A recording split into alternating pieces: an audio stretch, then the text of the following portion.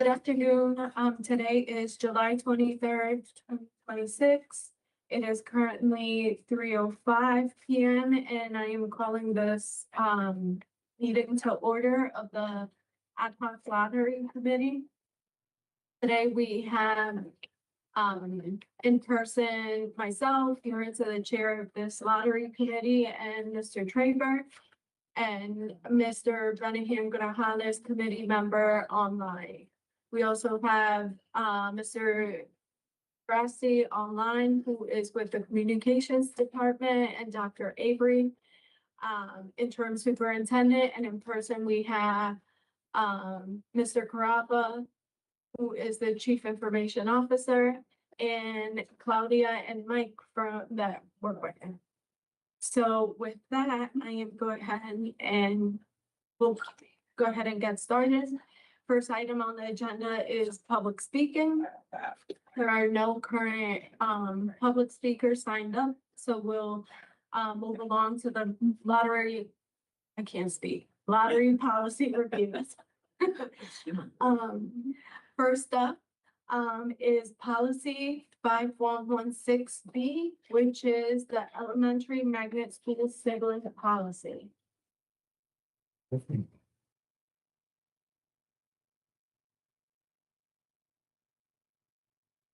Mr. Crawford, do you want to present policy and what this is all about? Sure. So,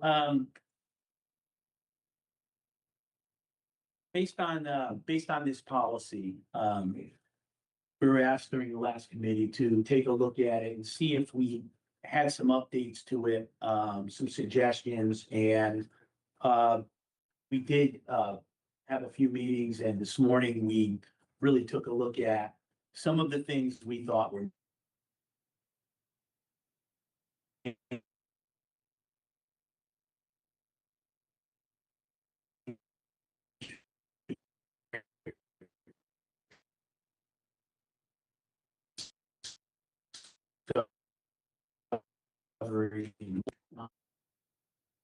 some other things we want to specify on this that pertains to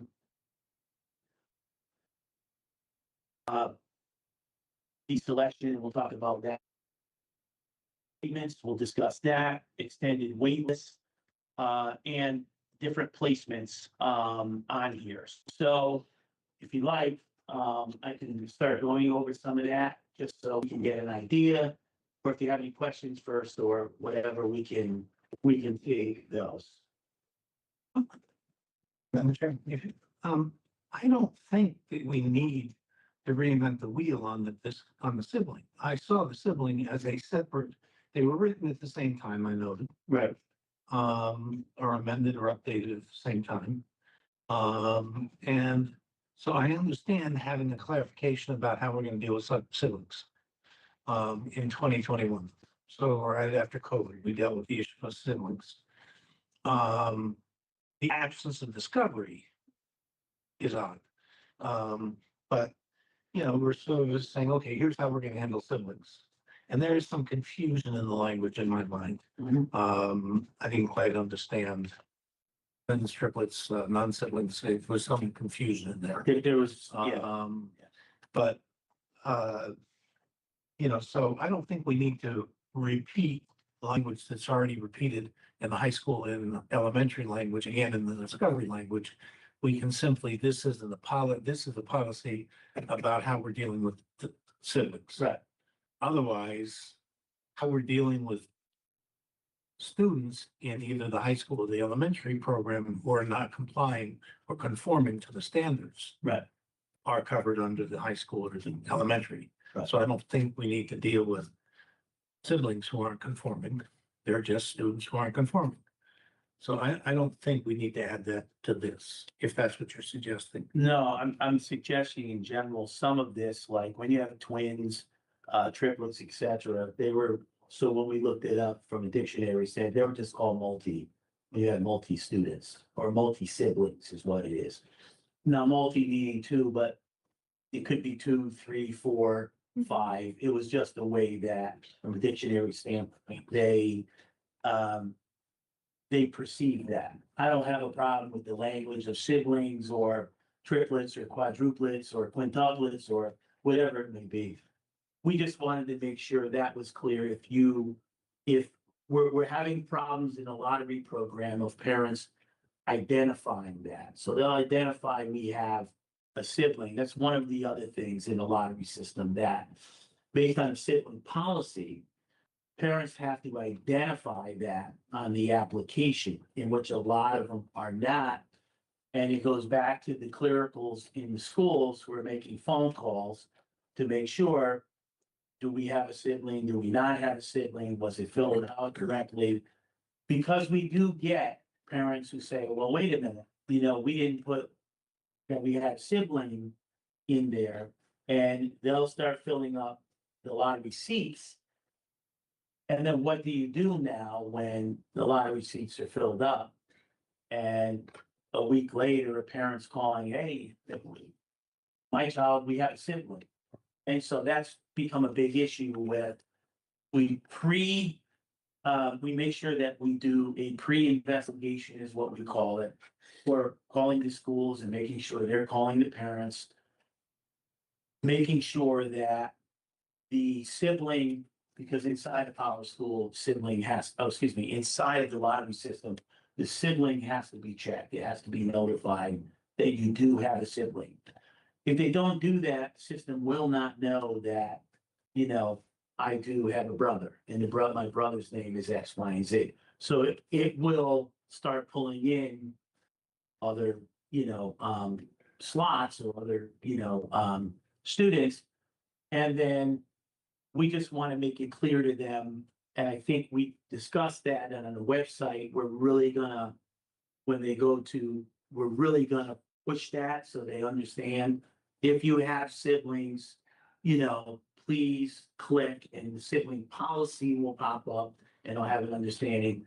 This is what you need to do inside of our program so that you can signify you do have a sibling. So I think to Rob's point, we don't have to make massive changes to this. Right. What we do have to make changes to how the parent gets into the program and how the parent is able to select that they do have a sibling. So I don't know if the policy's messed up more of procedurally when they get into the system, that's where they lose it. Yeah, and I will say, going through this policy, truly, I didn't find anything like massive outlier, with the exception that the Fairchild Wheeler campus schools, none of them are on here. Discovery's not on here. Yeah. VMA is also not on here.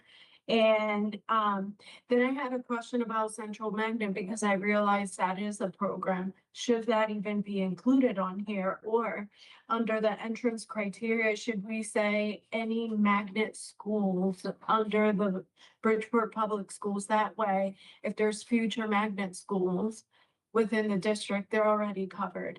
We're not strictly calling them out and, unintentionally missing one or the I other. mean, I like that idea. It's, Yeah, to standardize so that Yes. anybody who comes in, or any school that we may build, we don't have to worry about updating the policy due to the fact that we have to put a school name in there. right, Right. exactly.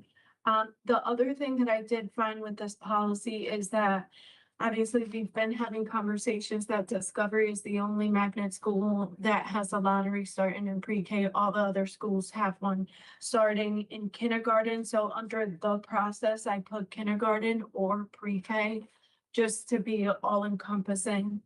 And then. Yes. I would parenthetically put for pre-K for Discovery.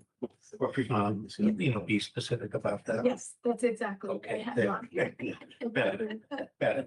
Yeah, That's a better suggestion. yeah.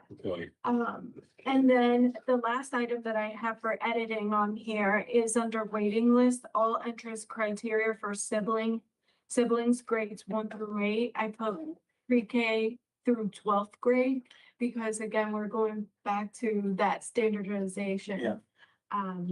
But yeah, those are the only edits that I had for this policy. Mr. Buddington Grajales, did you have any anything you wanted to chat about this policy? No, I'm okay at this moment. Thank you. Thank you. But I want to go back to why did we put twins, triplets in there? I don't agree with you about the multi, whatever. I think siblings is fine, Yeah, be they twins, triplets, or anything else. Yes. So just to, back off of that, it's just that twins, if you see the terminology, it's saying that they're gonna be treated as one unit. So essentially, when they get picked together. So it's not about them being siblings, it's about the fact that they're twins or they're triplets. And they get picked into the lottery together, aside from having a sibling that's in the school already. So I guess the follow-up question to that is, if I'm a parent and I have twins or triplets, doesn't matter, do I submit for each kid? You would? Because the lottery system allows you, we have a feature that says twins. We can, use it or put it into play. Once the parent puts that in, there's a section that asks them if they have twins or triplets. They would have to mark that off and list the student there so that they can be cross-matched together. Okay. On the assumption that the parent wants them to be in the same school or they want to be in the same school. They would have to Correct. fill that out if that's their. Yes. I got that part about them being treated as one unit. I just, yeah, and that's why we went multi, So, I yeah. don't know if you guys want to separate that, just it wants to be clearer in sense of twins versus actual siblings or the attendant. no, but some families are going to have siblings who are not twins or triplets, Correct. of the same age. Or of the same grade level, let me rephrase that, Right. and maybe applying the same model. How do we treat that? So technically, they're not the same, if they're not born on the same day, they wouldn't be considered in that sense. Yes, the term is used like Irish twins, Yeah. they're born 11 months apart, say born in February and then December.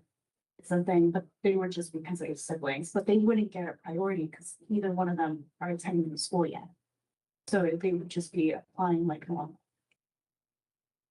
Guys wanted this and that.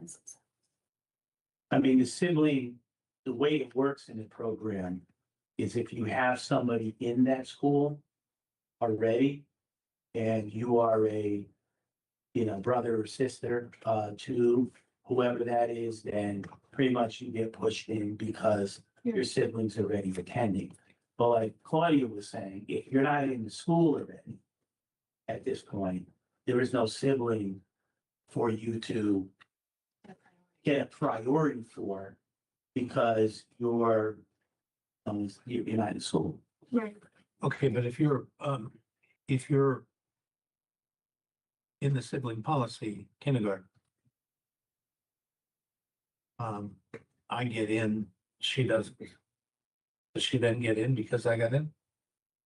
So, and I think that would be something we would need to discuss because if a sibling's already in, and say they're on the wait list too, is it in my understanding that you would want them to move up in the wait list? But she, Because well, one got in or.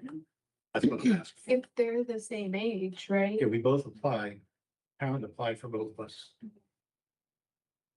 And under technicality, if you're in, you should now be in. It's what it is, but the way the system works right now is you're not in. So when the lottery's run, it doesn't know that you're in. Right, no, I get that. Yeah, So that's what I'm saying. I get in, she doesn't. right. But then once I'm in, Technically, if you're following your policy, you would so she gets 20, she's on the waiting list at number 10 or 20. But then an opening comes up, does she get jumped up? I will say that's not something we currently follow. Right. We don't have that. Because she's a sibling, no.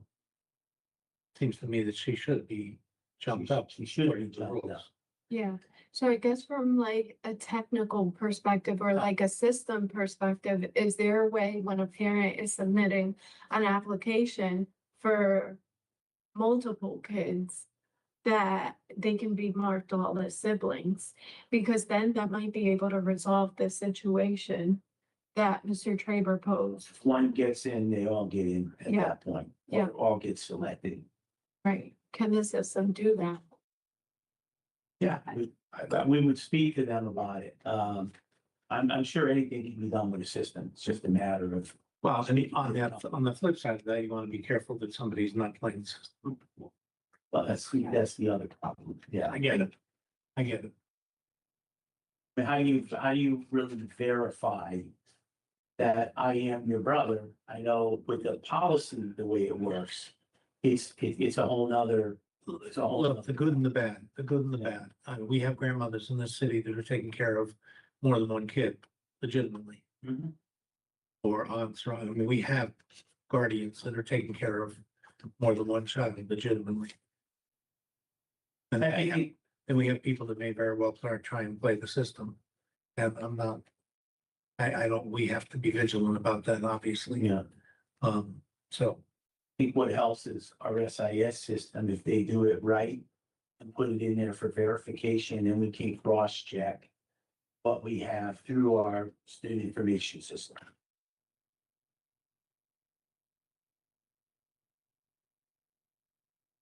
So there is a level of verification, plus there's also, birth certificates and all of that jazz that, as parents, we have to provide. Yeah. So, They do have a definition in there that as long as, they're considered children with a common parent or legal guardian, but they are to live in the same household. So that is the caveat there. Yeah.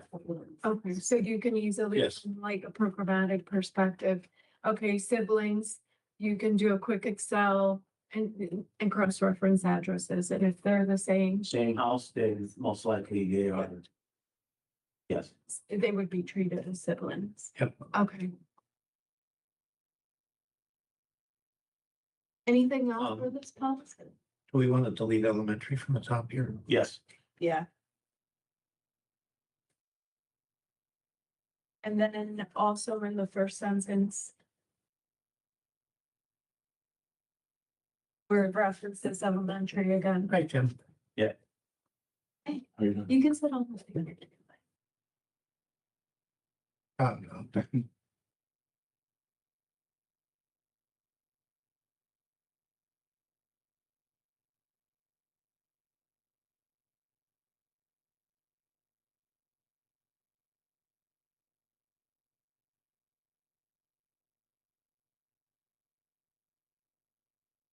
Also, anything else for this policy before we move on to the next one?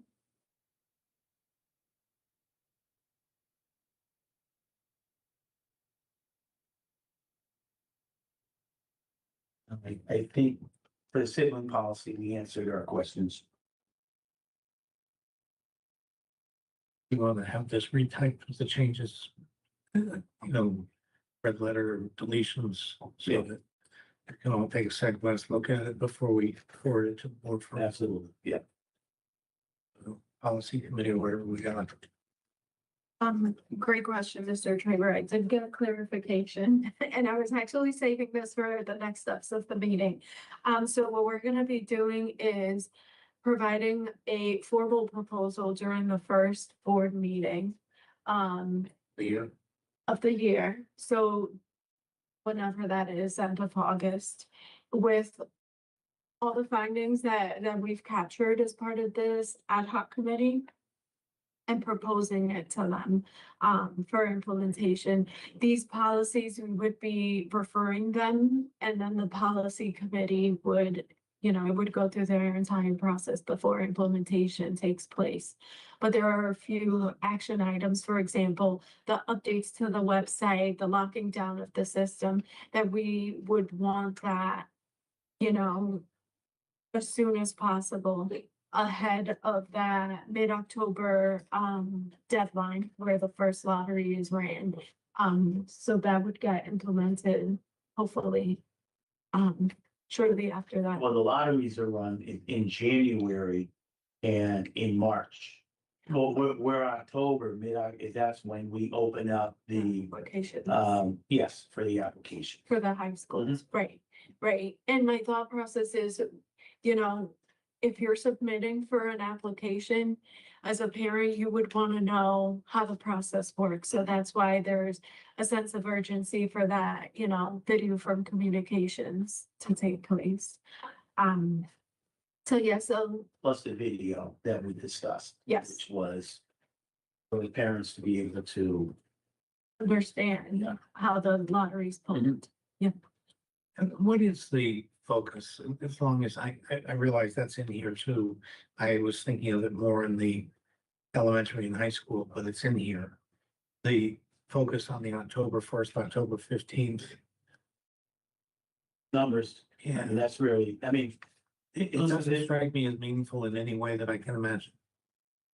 The October collection, I mean, we go back to this, is October first, but it's open all the way until, when is it, Mike, in January? Still, To finalize the to data. finalize the date of January, like 20th or something, of the next year. Why? So that's the way the state, we follow state rules and regulations. So the law is, if you have any concurrent registrations, meaning there's always a fight in October.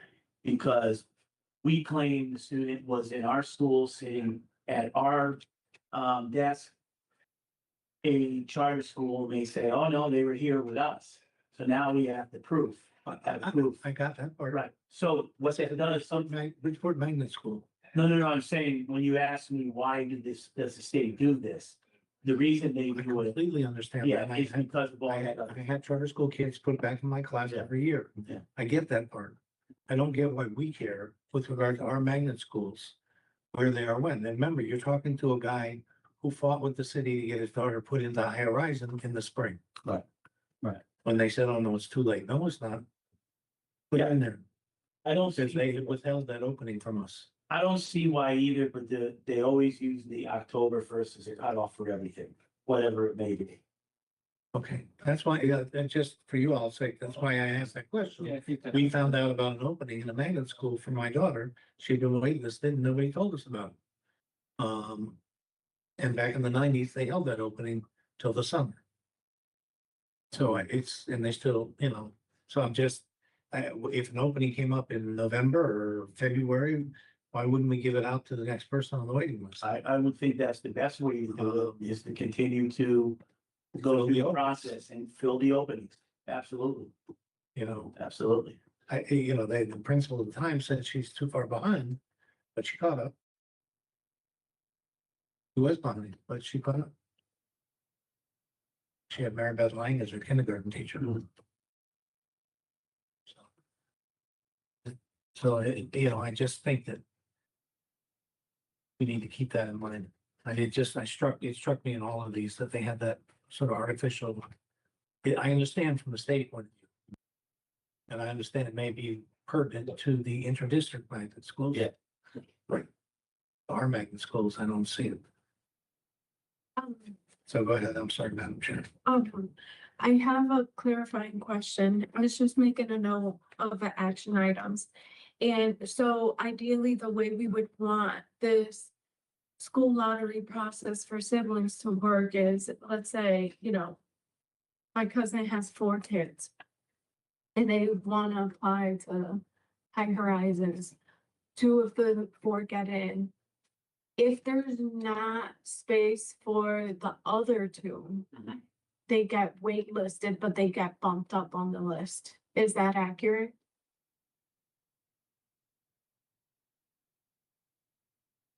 Yes. So what should happen is there isn't space.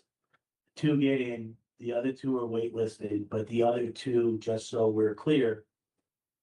Because you have siblings doesn't mean you get into somewhere else. It's that same school where those siblings reside Right. is the school that. Right, And they meet criteria. and they meet the criteria, if it's criterion based. Which is the grades, they have to have greater than a C and Yep, Yep, okay, all right, perfect. That just wanted clarification, thank you. All right, anything else for this policy? If not, I think we can go ahead and move to C, which is elementary magnet entrance and performance expectations policy. Um, in both of the policies, high school and you make the following statement. And I didn't quite understand it in the first paragraph where they say, magnet classical studies, da, da, da, da, da, da, da, da. Themes are listed by school as stated in the prior sentence. And I don't see the themes in the prior sentence. Yeah, So, that's gotta make it, yeah. so they both do this. And I went back up to the prior sentence and didn't see the themes stated in the prior sentence. So I just put a question mark to be raised here that we sort of want to, I think, clean that up or we're either gonna list the themes or not, you know, we sort of, in the elementary, there's on both of them, there's a general reference to themes. But it doesn't state which school is which I don't know that we need to. I assume if we're gonna put out this video and talk more about the schools, we'll elaborate on each school On and each its school. theme. But I don't think that in this, we need to per se, this is more about the policy, not the school. Yeah, I agree with that. I don't think we can. So I'm more inclined to say, delete that parenthetical remark. Not Parenthetical, oh, it is parenthetical in the high school too.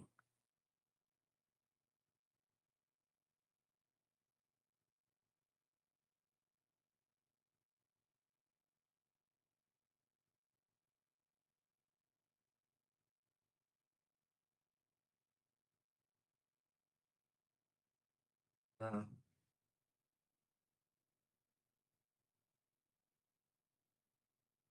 There is no, it is there on, in the last paragraph, that first section, oh, I'm sorry, Burn Elementary. Um.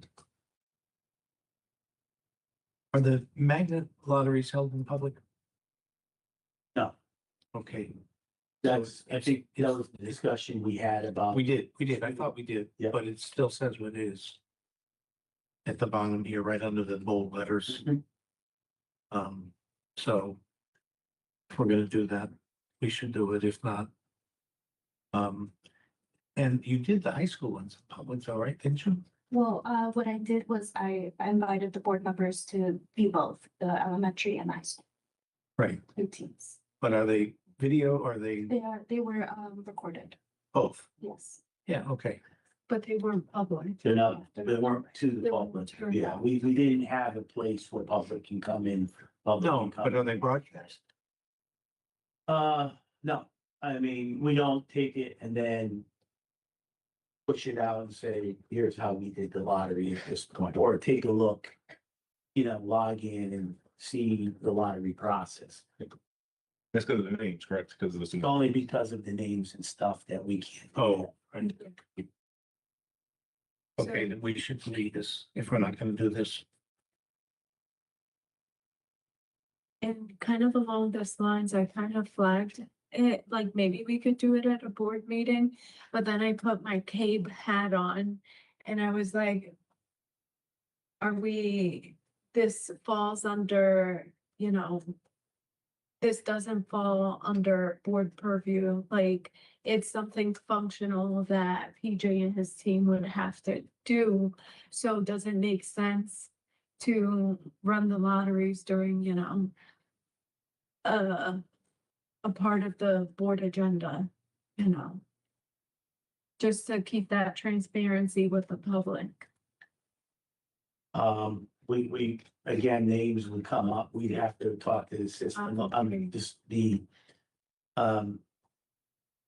software company to see if we do run it, there's nothing pertinent information that gets out on a screen or, because remember, we don't know who's logging in.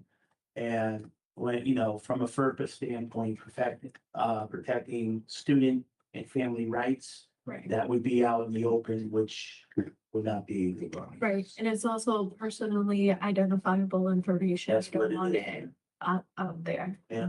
Okay, We're just deleting this. yeah. Albert, do you have any objections to that? I don't.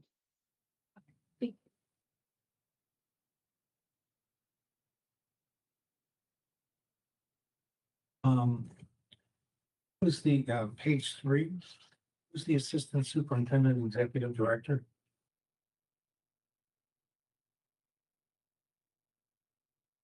In the appeal process?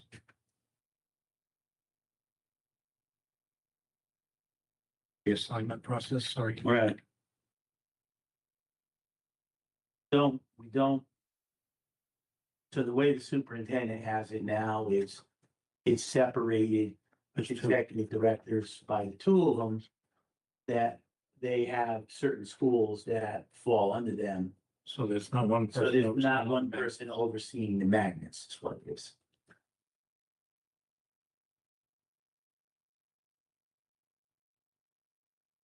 So maybe it should say the appropriate superintendent.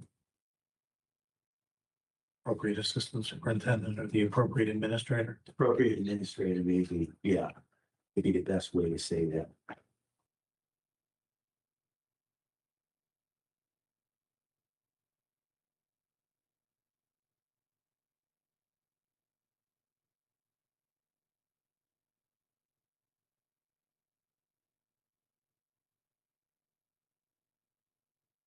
And you'd say the same thing down in the appeal process. Yep.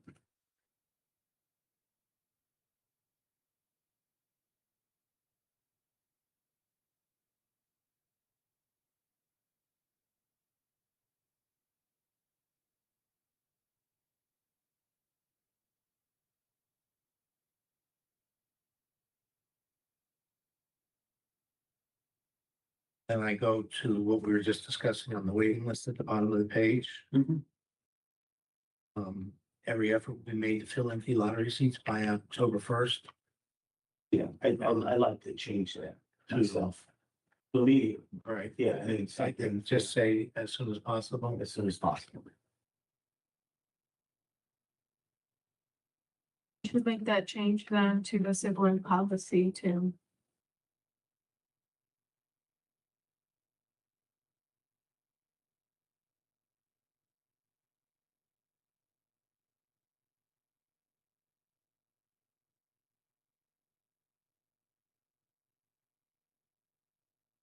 Is there a stated deadline for a parent to pick whether they're going to a certain school? 'Cause I know that they can apply for several schools. Is there a certain deadline? And is that? Yes, there's a certain, yeah, They have some policy. they have 2 weeks. Yeah, Claudia, right? 20 20 days. 20 days. 21 days, yeah. Spot becomes available off the wait list, they have 5 days.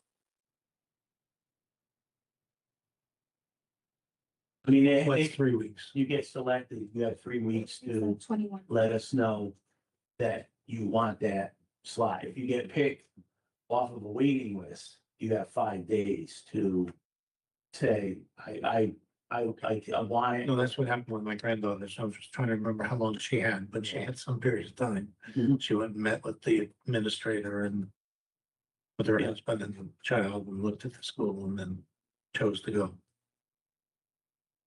No, those guidelines are not in these policies. No. That was in Discovery's policy, so.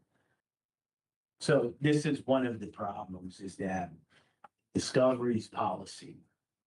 It stated for us to do X, Y, and Z. In our policy at this point. Yeah. This was Discovery. Yeah. Yeah, so in the Discovery, an acceptance pre-K 3 at 20 days to accept or decline the seat through our program, which is linked in the email. Grades pre-K 4 through 8 have a period of 5 days to accept and decline a seat through the program we have now. Account which is linked in the email. So basically, for Discovery, that's the process they go through. For us here, we try to adhere, we make it a little longer at a certain point because it's not there. It wasn't 5 days. Yeah, but the 5 days, we try to adhere to, hey, you have to make a decision because we have more parents on this waiting list to that. If you don't want it, you want to bring somebody in, come and fill it. So I guess the question that I have now for the group is clearly those rules might be state driven because that's a state Mhm. magnet school and not our traditional BPS Right. magnet schools. Is that something that we want for easier implementation? do. We want to do across the We board? do. I think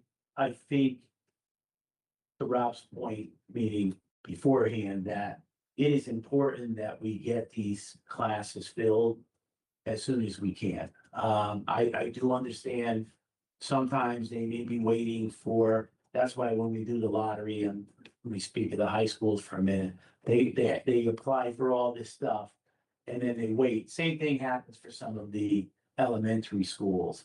The difference is that most of the parochial or charter at this point, I'm not sure when that, it's usually parochial, they gotta know, are you in or you're out, at a certain point in time, or in private schools. So a lot of that dictates, what are we gonna do and Look, my granddaughter's gonna go to classical studies. I don't think it was in my daughter's mind. She just applied to whatever the limit is. But where we live, multicultural and high horizon are much more convenient. She's been going for no reason other than that's where she found an opening to pre-K at Park City. So Park City wouldn't have been a bad choice because their kids she's been going to school with for 2 years in pre-K who will be going into Park City. But classical studies was not even on her radar, other than it was a choice, and so she picked it in the things she had to pick. So that's why she had to go over there and check it out, because she didn't know anything about it. Right. And that's not my place for, other than to say it's a good school and, da, da, da, da. But, so they went and checked it out, but in their mind, was, will multicultural or high horizon open up? Will we get in there? How long do I have to wait to find out? What place were they on the waiting list? I don't know these questions. I just stayed out of this, Yeah. but, they had 5 days or a week or whatever, and they had to set up this meeting and go over there and meet with the principal. And make their decision. And once, so if they apply for all to the point, if they apply to high horizons, multicultural, and then accepted a waiting list for classical studies, are they removed from the high horizons? Yes, immediately, Okay. you're dropped. immediately. Right. And that's in here. Good. That's in the rule. Once you take it, you're removed from the other list. Yeah, and that's a hard one too, because I think as Mr. Traver said, if you really want something and, you still have hope before the 20 days, that maybe, I'm close, I'm really close. I don't know what their numbers were, so I Yeah. can't speak to any of that. I didn't sit down and talk to her about it. I just said, that's up to you. You gotta make your choices and it's just, So then coming back to the policy, so then where would we want to put those timeframes in here?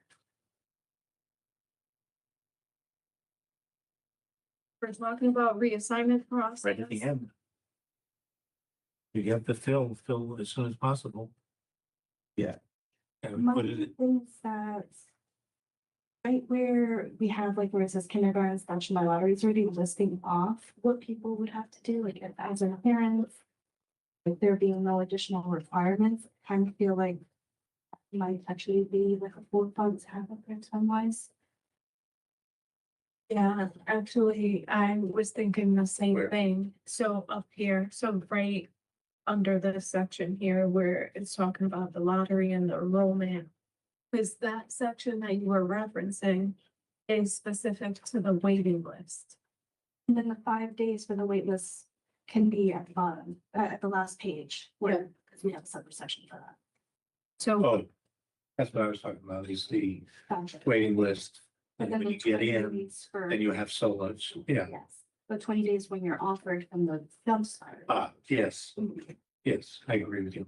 I agree with both of you. you said it was 30 days? Why? 20. Is it calendar days or business days? Is it? So we don't have it specified in the discovery one, so. The state doesn't say, It's 20 days. They don't specify school days or calendar days or, 28. Well, I interpret just days as calendar days. That's what I, So the weekends count. It has to be. Yeah. Because you could use, obviously, you could use the system on the weekend. If feasible, it's Well, just- one, school days is just unheard of. You can't use school days. So we're either gonna use business days or calendar days. And if you've been using, what have you been using? calendar days. Then use it. And Stick is, with what you've been doing.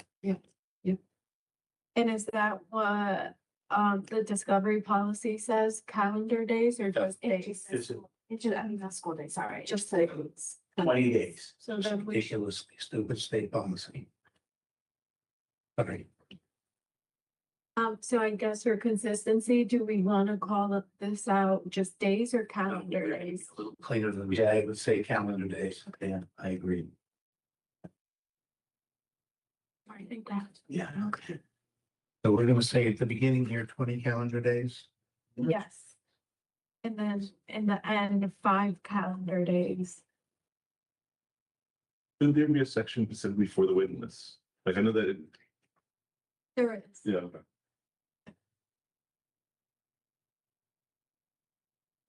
5 calendar days. The waiting list.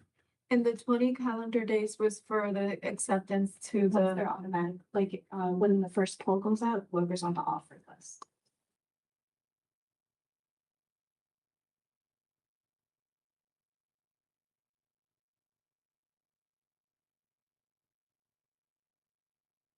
anything else for this? I do have some, I do too. edits, but Yeah. Oh.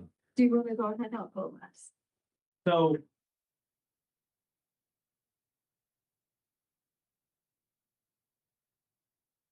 It's some of the problems that we've been having. One of them is, what we call the extended wait list.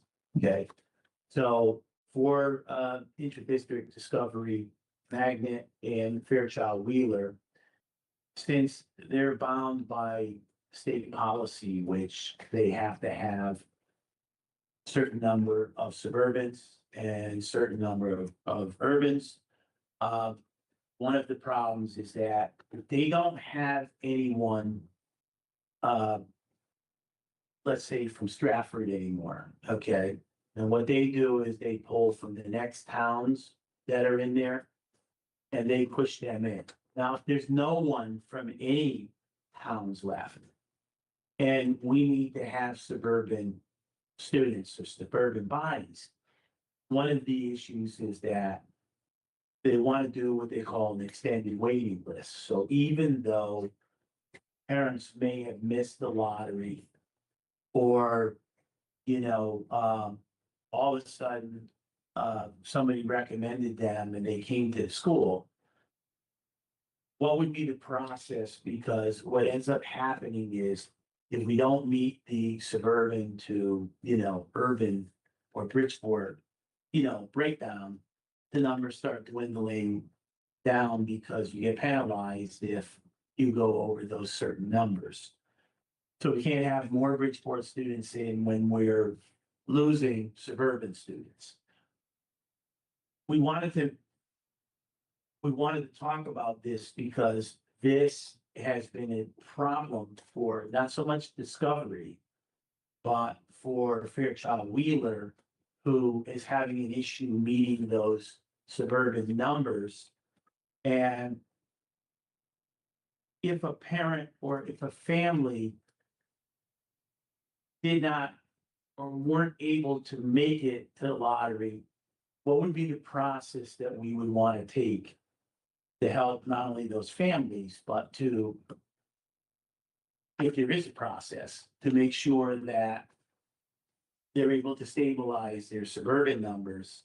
And in that case, it would be able to bring in more Bridgeport students, possibly, who are on that waiting list, because the waiting list there, once you start losing suburbans, you don't bring in on the waiting list over here. You can't.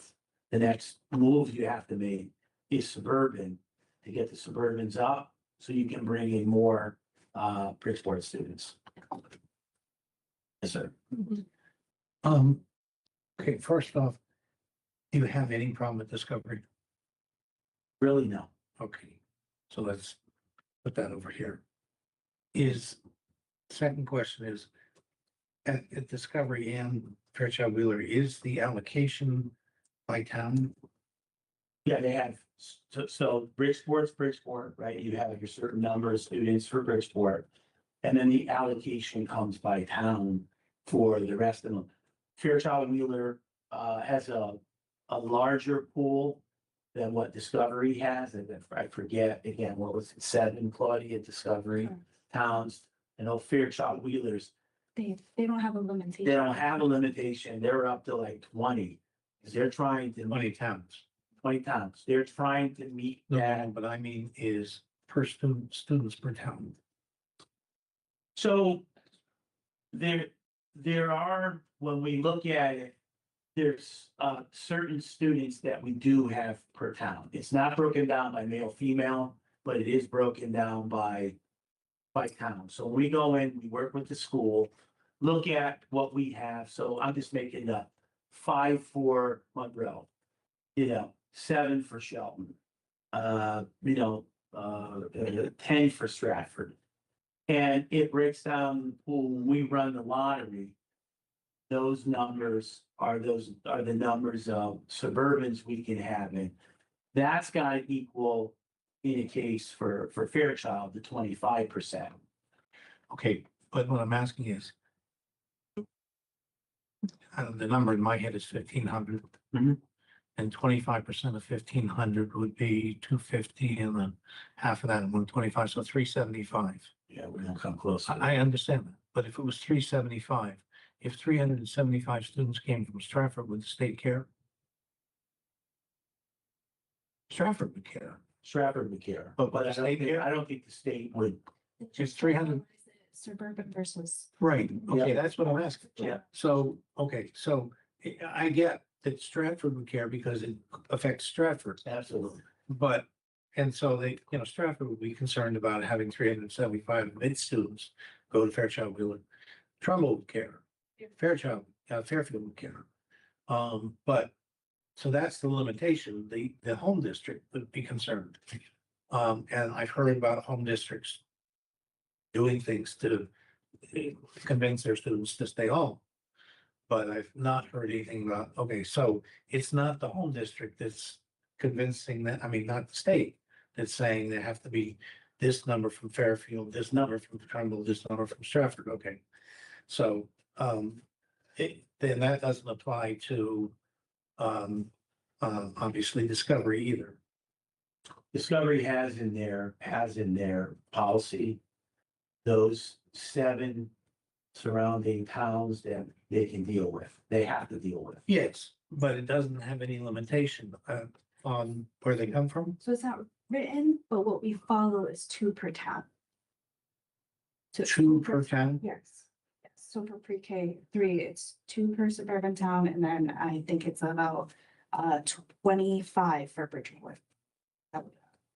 So 14 to 25. That'd be a little bit off on the 3-to-1 ratio. Yeah, it's,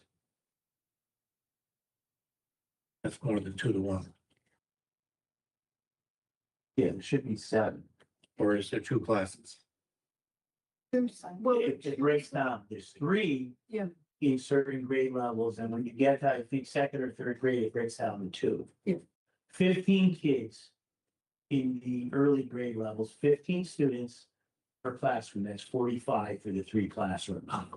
Then when you get to, I think it's 2nd grade, That's still It's not 2-to-1. That's Yeah. still 2-to-1 in the pre-K. yeah, when you get to 2nd grade, it becomes 22. You're getting too complicated for me. Let's keep it simple for me. Yeah.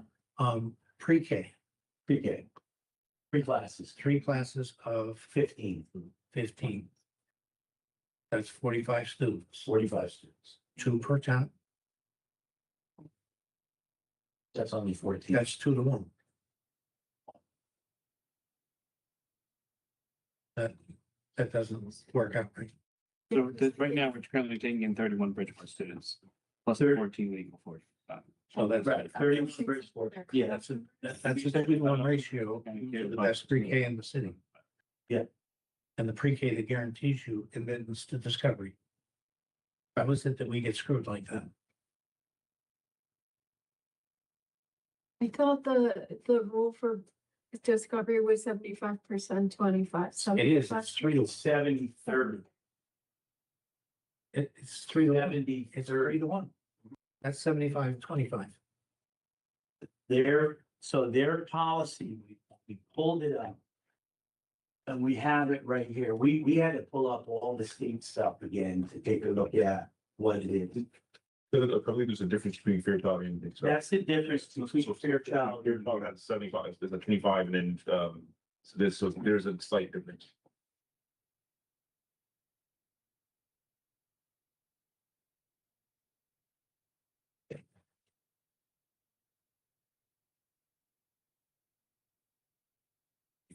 So you can have it.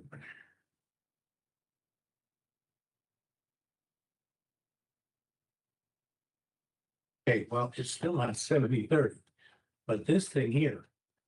Interesting where that comes from, but. That's still not 70%.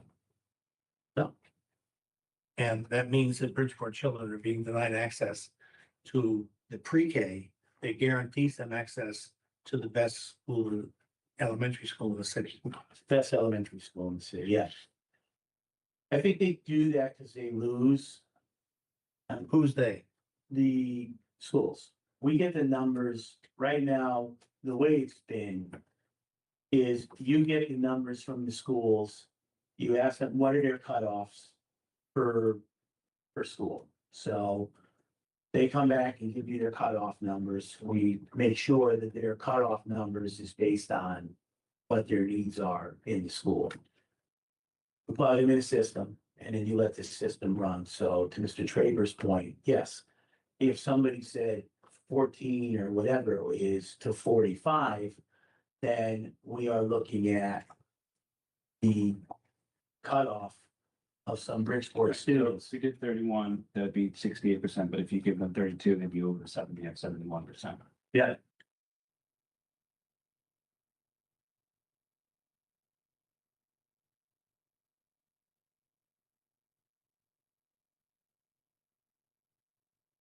Still kind of doesn't make sense to me. Two Is there a percent. safeguard, so that in case students leave? That's what it sounds like. It sounds like you guys put a safeguard just in case that there are some certain kids that leave. That's why. Well, so that's a wait list. I mean, Yeah. that's not a wait No, no, list. I'm saying That's for- to get in. Yes, to get it. But there is a wait list in Discovery where Discovery doesn't have that problem of, In fact, you have the problem that you want to figure out how to get them in later in the year. Because there are others trying to get in. Right. So I just, this concept, I have no idea who came up with this 2 per town list. But the 7 towns, I can imagine what they are. Fairfield, Trumbull, Stratford, right there. Yep. East End, Right, Milford, Monroe, I Shop. was about to get to Easton. The percentage of population is sharply declining here and doesn't deserve the same number of people in every town. So conceivably, Easton deserves 1 person, not 2. You could make the argument when you look at the size of the populations that not every town deserves 2 students. Right. And so you could take it down from 14 to 13. And probably come up with closer to the 70-30 ratio than what we're dealing with here. So anyway, this is one snag we've hit. And we need to Take a look at it. Yeah.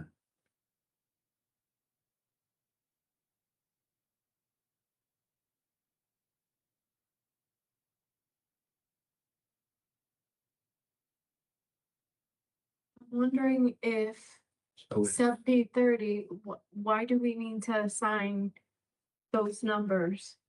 The town, because there's how many towns? You said 7, so that's 14. 14 divided by 45, that's just under 50%. That's 31%. So 14 divided by 45 is 31, it's 31%. So what Mike was saying is you have to go 13 so that you can be under the 30, because you're above the threshold of what the state wants.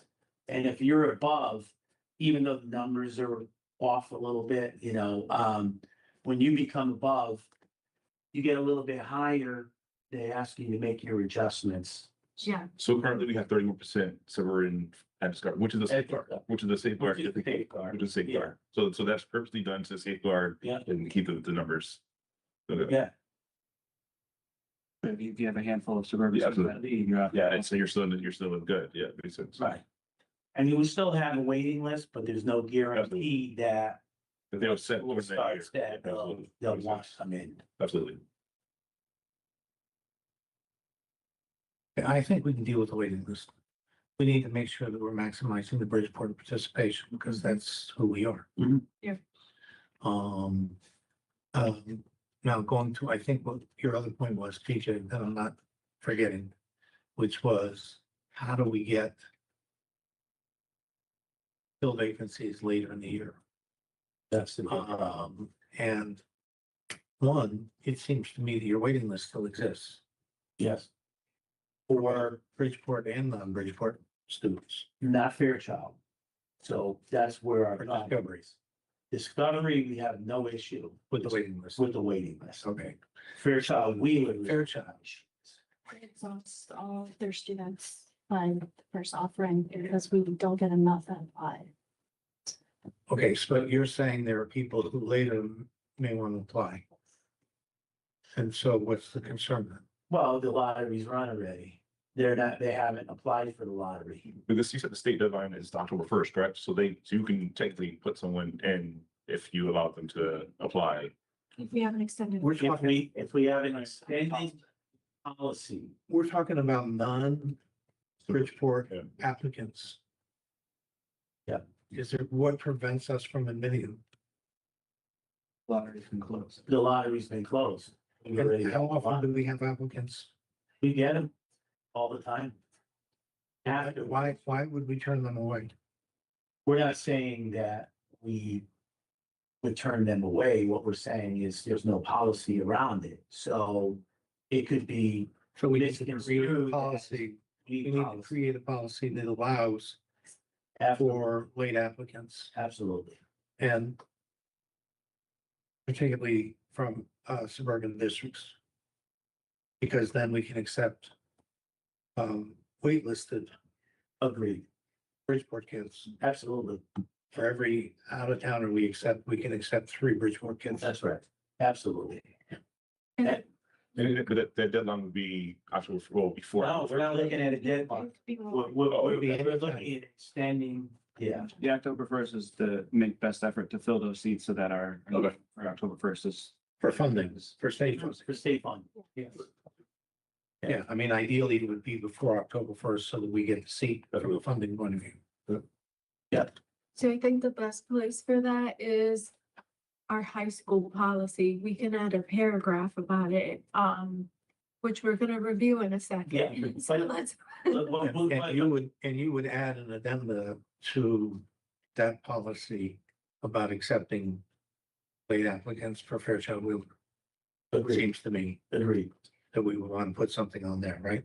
Yes, ideally a paragraph addressing that, and then if someone comes in May and we haven't met our threshold, they would just register and get right in.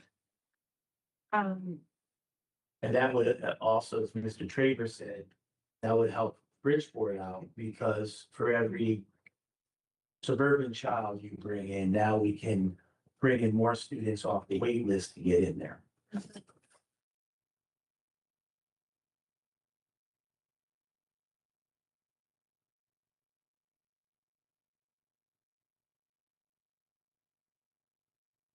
But another problem we've been having is what we call forfeiting their seat. So we found out, and I know was brought up during the last meeting, that once the student moves out of district, their seat will be forfeited. We don't have that in policy, but right now, students are moving out of district. And what's happening is like 9 months go by and then they're being let back into the school. And the way it should be is when they leave, the next person on the waiting list gets in. If you left that means you forfeited your seat. That also means you don't have the right to come back a year later, 2 years later, 3 days later. You forfeited your seat. The next person on the waiting list will fill that seat. So you wouldn't be able to come back the following year? If you apply? If you apply, I'm sorry. Oh, yeah. you would have to go through the lottery On the process. process, yeah. Right, but you You don't couldn't have a just right to the replace. Makes sense. Okay, okay. I feel like that's inferred with these policies, right? All these schools are lottery based. So the fact that it's almost like by putting something. Like, I just feel like it's common sense, it's a lottery process. It's not. I think that falls into the waiting list. I think if you have a clear enough policy on the waiting list that says that the waiting list is whatever, when a student, a vacant thing, it immediately goes, I think that's, which we, so that's what he's saying, could be something that's put on the waiting list. And so the process of how the waiting list goes. So as soon as a vacancy happens, then there's a process for the waiting list, which would answer what you feel. So, yes, 100%. So if we go to the waiting list, and I get exactly what you're saying, PJ. So if we're actually following our rules the way we're supposed to, and there's a vacancy, we're trying to fill that spot. Is it safe to say that, the size of our classrooms, which are supposed to be no more than 28? We're going above that threshold, 29, or we're going above that threshold because of these, I don't want to call them backdoor deals, but that's what it feels like. So I guess how I'm trying to say is if, just like anything else. If you have if you've won the lottery and you have a seat. Yeah. Let's say I decide tomorrow, I'm in Mr. Traber's school, and tomorrow I decide I'm going to New Haven Public Schools.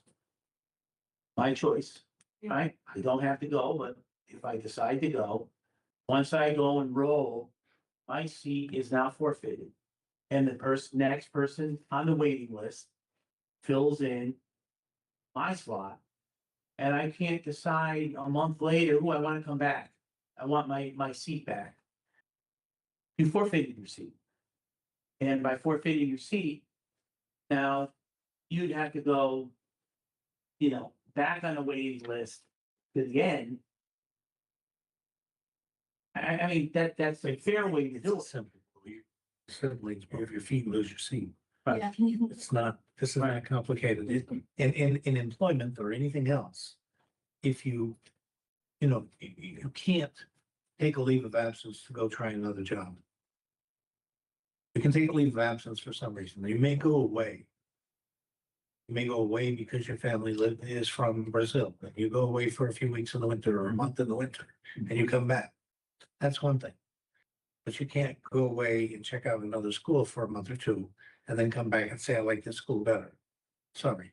It's just, and you certainly can't go away for, a year, as PJ, suggested. You give up your seat in a given school, then like Tim said, you come back, then you apply for the lottery again.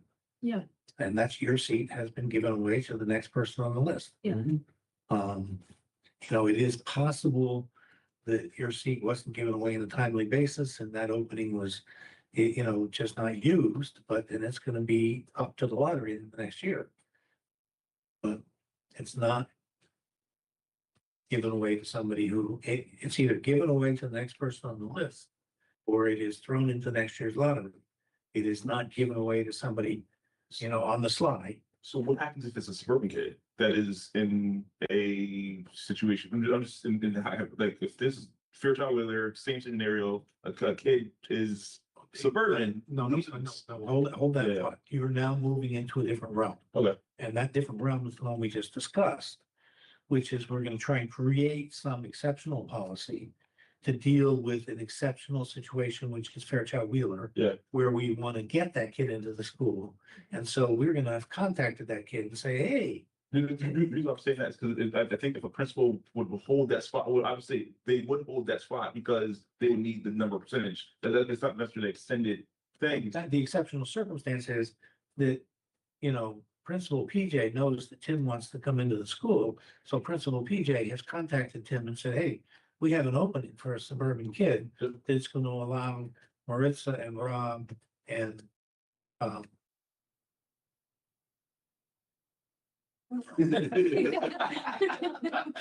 actually. Mike, he's pay no attention to the guy behind the screen. Mike, to get into the school because we're letting Tim in. Yeah. That's the exceptional circumstance we were just discussing of coming up with a policy to address that unusual situation. But under normal circumstances, we've either filled that slot because we're gonna try and get everybody in that was on the waiting list, or that just didn't get filled by year's end, and that got thrown back in the openings for the next year's lottery. Right. I think the other important thing is Mr. Traber said about next year's lottery is we need to make them aware of the waiting list. The waiting list is only for the current year. Mhm. There's a lot of misconception with them that, I'm on the waiting list. I'm on a waiting list since 2 or 3 years ago. No, I'm sorry, that's not. the waiting That's list, right? And that's clearly spelled out. Yeah. Yeah. Yeah. So I guess to answer, so, Now, if you want to put in there, I don't think well, I understand your point about it's common sense. Common sense has never, You have to be in the policy to let that. it's worth it to spell it out that, if you leave, you're not entitled to come back and get your seat. If you give up your seat in a lottery school, you no longer entitled to come back and take that seat. Now you have to apply for and go through the lottery process again. so where would we want to put that in here? And obviously we would put that in. In the high school too. Too. It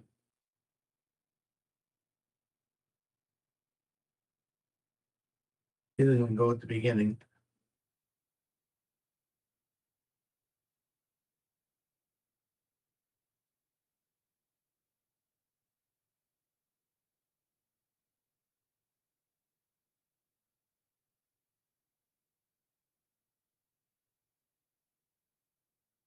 This during a year thing, it kind of makes sense to have this after the waiting list. Because I feel like it's its own blurb, essentially. Because you're talking about a student during the school year, that if they decide to go to another district, if they are a Bridgeport resident, giving up their slot, or if they're, I guess my question to piggyback off of this, what if it's a suburban student moving into Bridgeport? Because I have a follow-up to that, and I need to, I'm so sorry, I figured this is a good time to add that. Yeah. Sorry. A lot of what ifs. Yeah. These are scenarios, they occur, they do, so it's kind of like, When I started organizing, that was always a section on the agenda. What ifs? What ifs?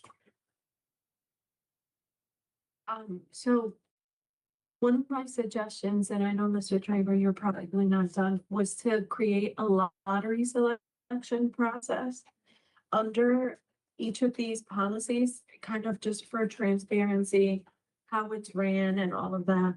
And I'm wondering if under there, we can have like some brief guidelines.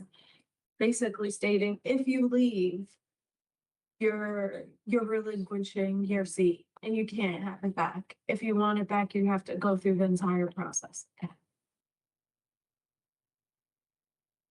I just think you put that in somewhere. The more I'm listening, it seems to me that you're. You know, we're gonna need a section that sort of says, Disclaimers or something. yeah, it's got a set of rules. Yeah. You know, And I think that's an important one because the days to decide, you know, we're coming up with rules, and Claudia, at some point, you may wanna. You know, we may not have an elementary and high school so much as a lottery section, and then, Yeah. here's what's unique to elementary, here's what's unique to the high schools.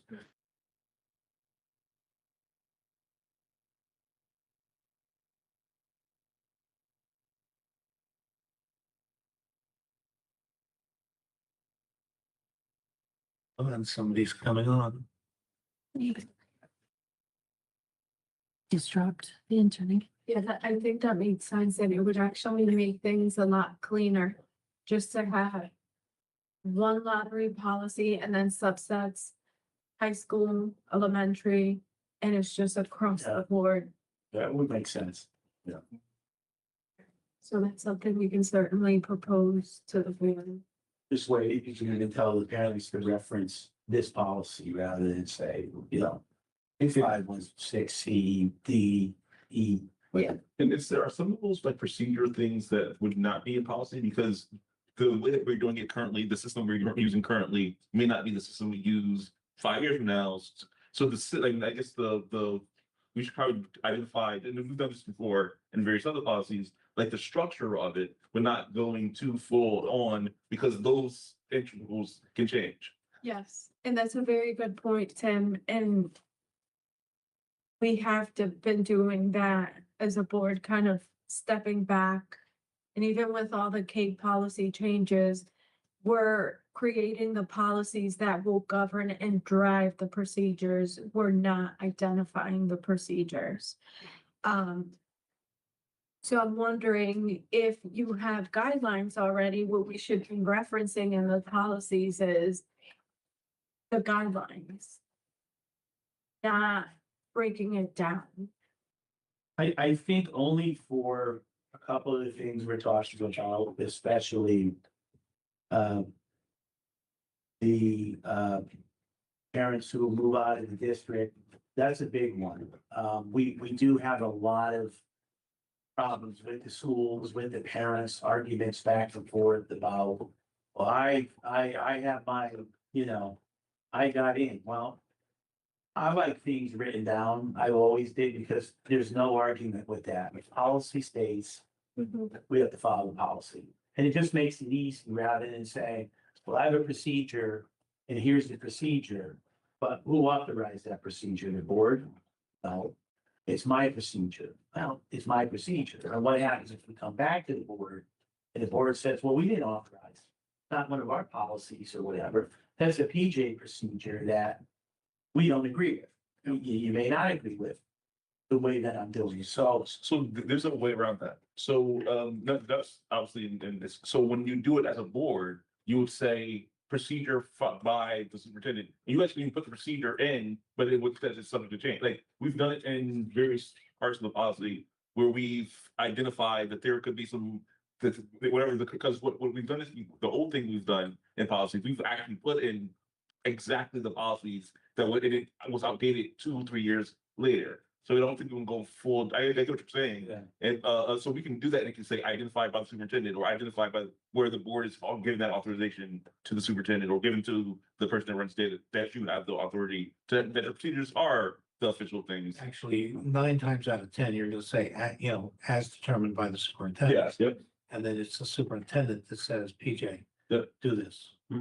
absolutely. And, you know, that's, the policy says, the board authorizes the superintendent to do the following. And the superintendent told you to do it, and so you say, here's what it says it right here. Mhm. And the superintendent told me to do this, and I think and what we're all trying to get here is that whatever we do, we want to make sure that the board is understanding, the parents are that understand it. And the district has an understanding that this is the way that the lottery will be run. This is the fair way to run it. These are the rules around it.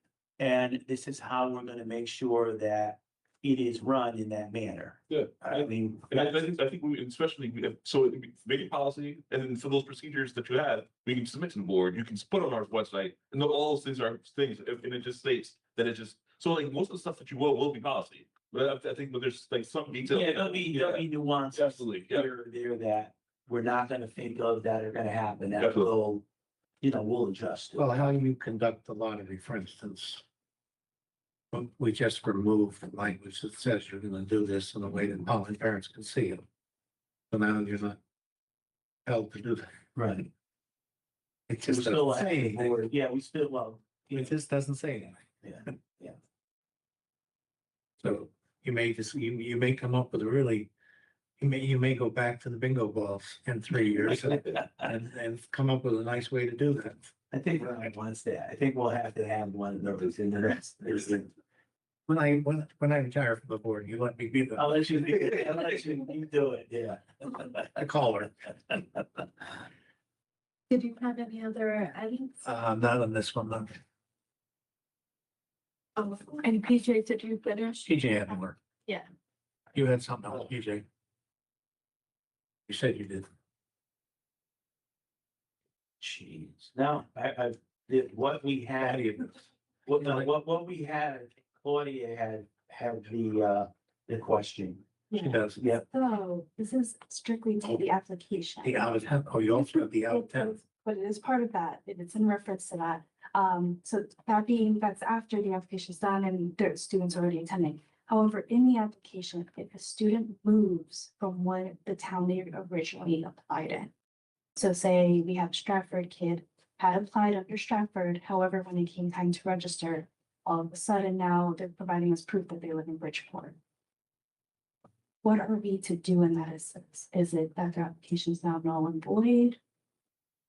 Material that they previously, like they apply under false pretense, are we thinking in And that? apply under false pretense, but what's the impact on the? What would be It'll- the numbers? it'll be the again? numbers. This one would be the numbers. Which is one less Like, I get that, there's also financial impact. Yeah, that, I couldn't tell you. There is definitely. There is a financial impact. Yeah, Stratford's not paying for it anymore, we are. right. Right. So we do have those. There's no deceit. Unless they knew it in advance, but If you're counting, well, I mean, I'll leave it at that, yeah. Was it that we take them in as Bridgeport? well, I would think that if everything's been done in good faith. I don't know how we determine that, but if everything, let's start on the assumption that somebody wasn't actively trying to deceive us. And there's not some of the effort of fraud involved.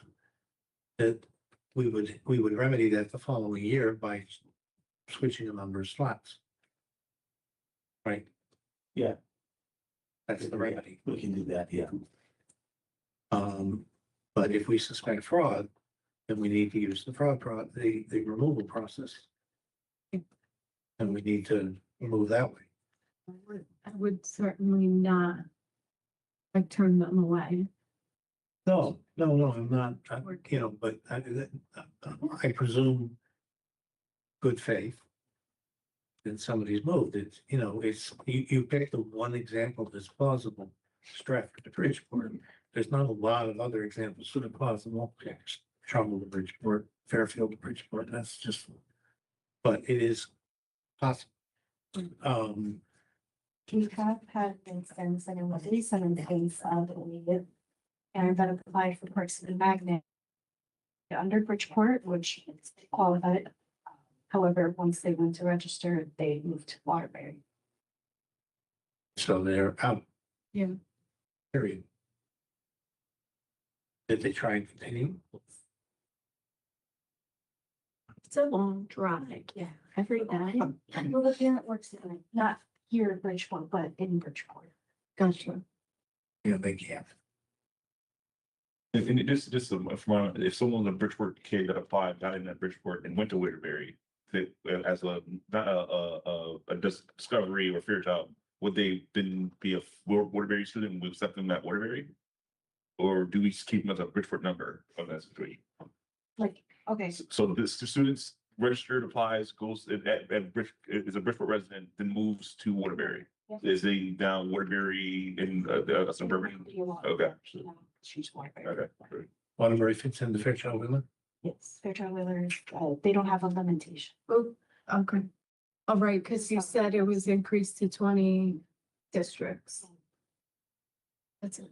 That's for Fairchild, but Discovery is a little different.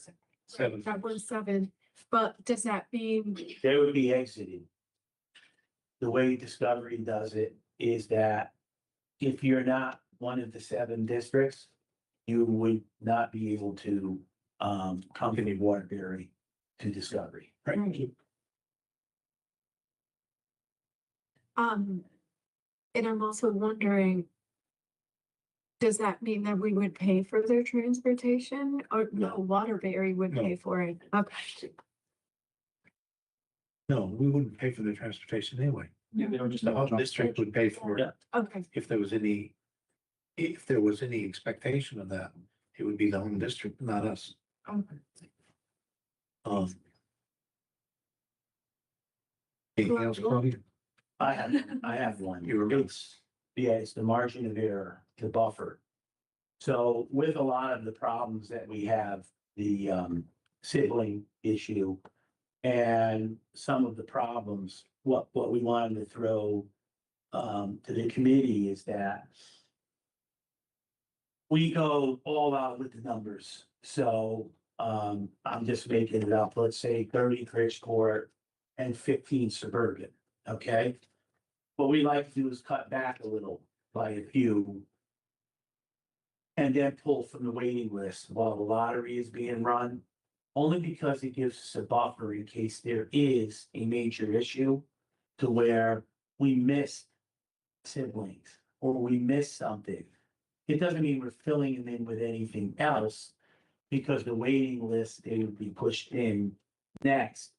As long as we didn't have an issue within a week or two of what we normally have now.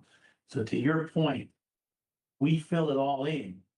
You call me and say, well, I forgot to select the, my child sibling. Oh, I can't accept you. You have to be put on a waiting list now.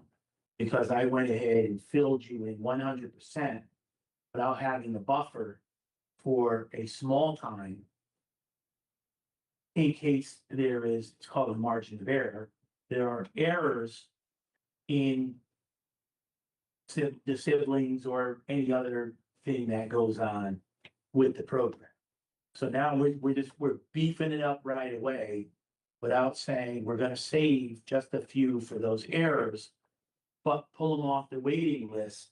If there isn't, they're gonna come right in, but we want a margin of error for a week or two.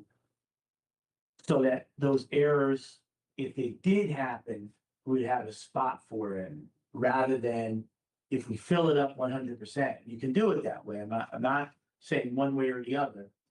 But if we fill it up 100%, then we don't have space for those errors. What's the percentage of margin of error? But we have a decent amount of sibling, I would like to say we at least get 4 to 5 parents per school that forget to add their siblings, at least every single year. Say that again? 4 to 5 parents that forget or do not realize to put the sibling on their applications per school. But like from a percentage perspective, you have on average about 400, 500 kids per school. It's less than 1%.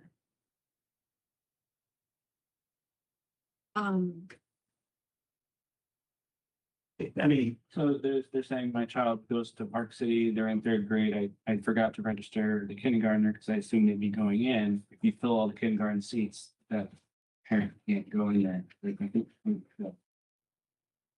you save, not save 5 spots, but the last 5 kids are the top 5 on the waiting list. In 2 weeks, you say, okay, we're all good, we cleaned everything up, those kids are in right away. Is there confirmation that those kids are like those are actual siblings? Does that happen? that's another process that we, Look, to me, I get this, and I agree with what we said earlier about being vigorous in our education of the parents and reinforcing the need for them to make sure that they tell us about all their siblings. I mean, it's just, I get that. But, when you put it the way you just put it, that we're gonna hold 5 seats in the kindergarten class for a couple of weeks in case somebody was irresponsible.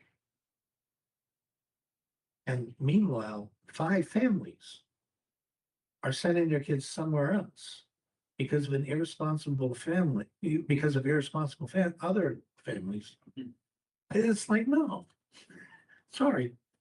You have the privilege of getting your kid in there do it right. Don't mess up 5 other families' lives who are aspiring to get their kid in there. I mean, I get that, but it really, it doesn't sit right with me that 5 other families are being messed up, setting their whole lives in order, sending their kids somewhere else. And then they find out, oh my God, you get to go to Park City. And now you gotta rearrange your life to go to Park City. Because, you know, Parent didn't. yeah, so there's a limit to sort of being, you know, being flexible for somebody's irresponsibility. And, you know, we're trying to accommodate them. I get it.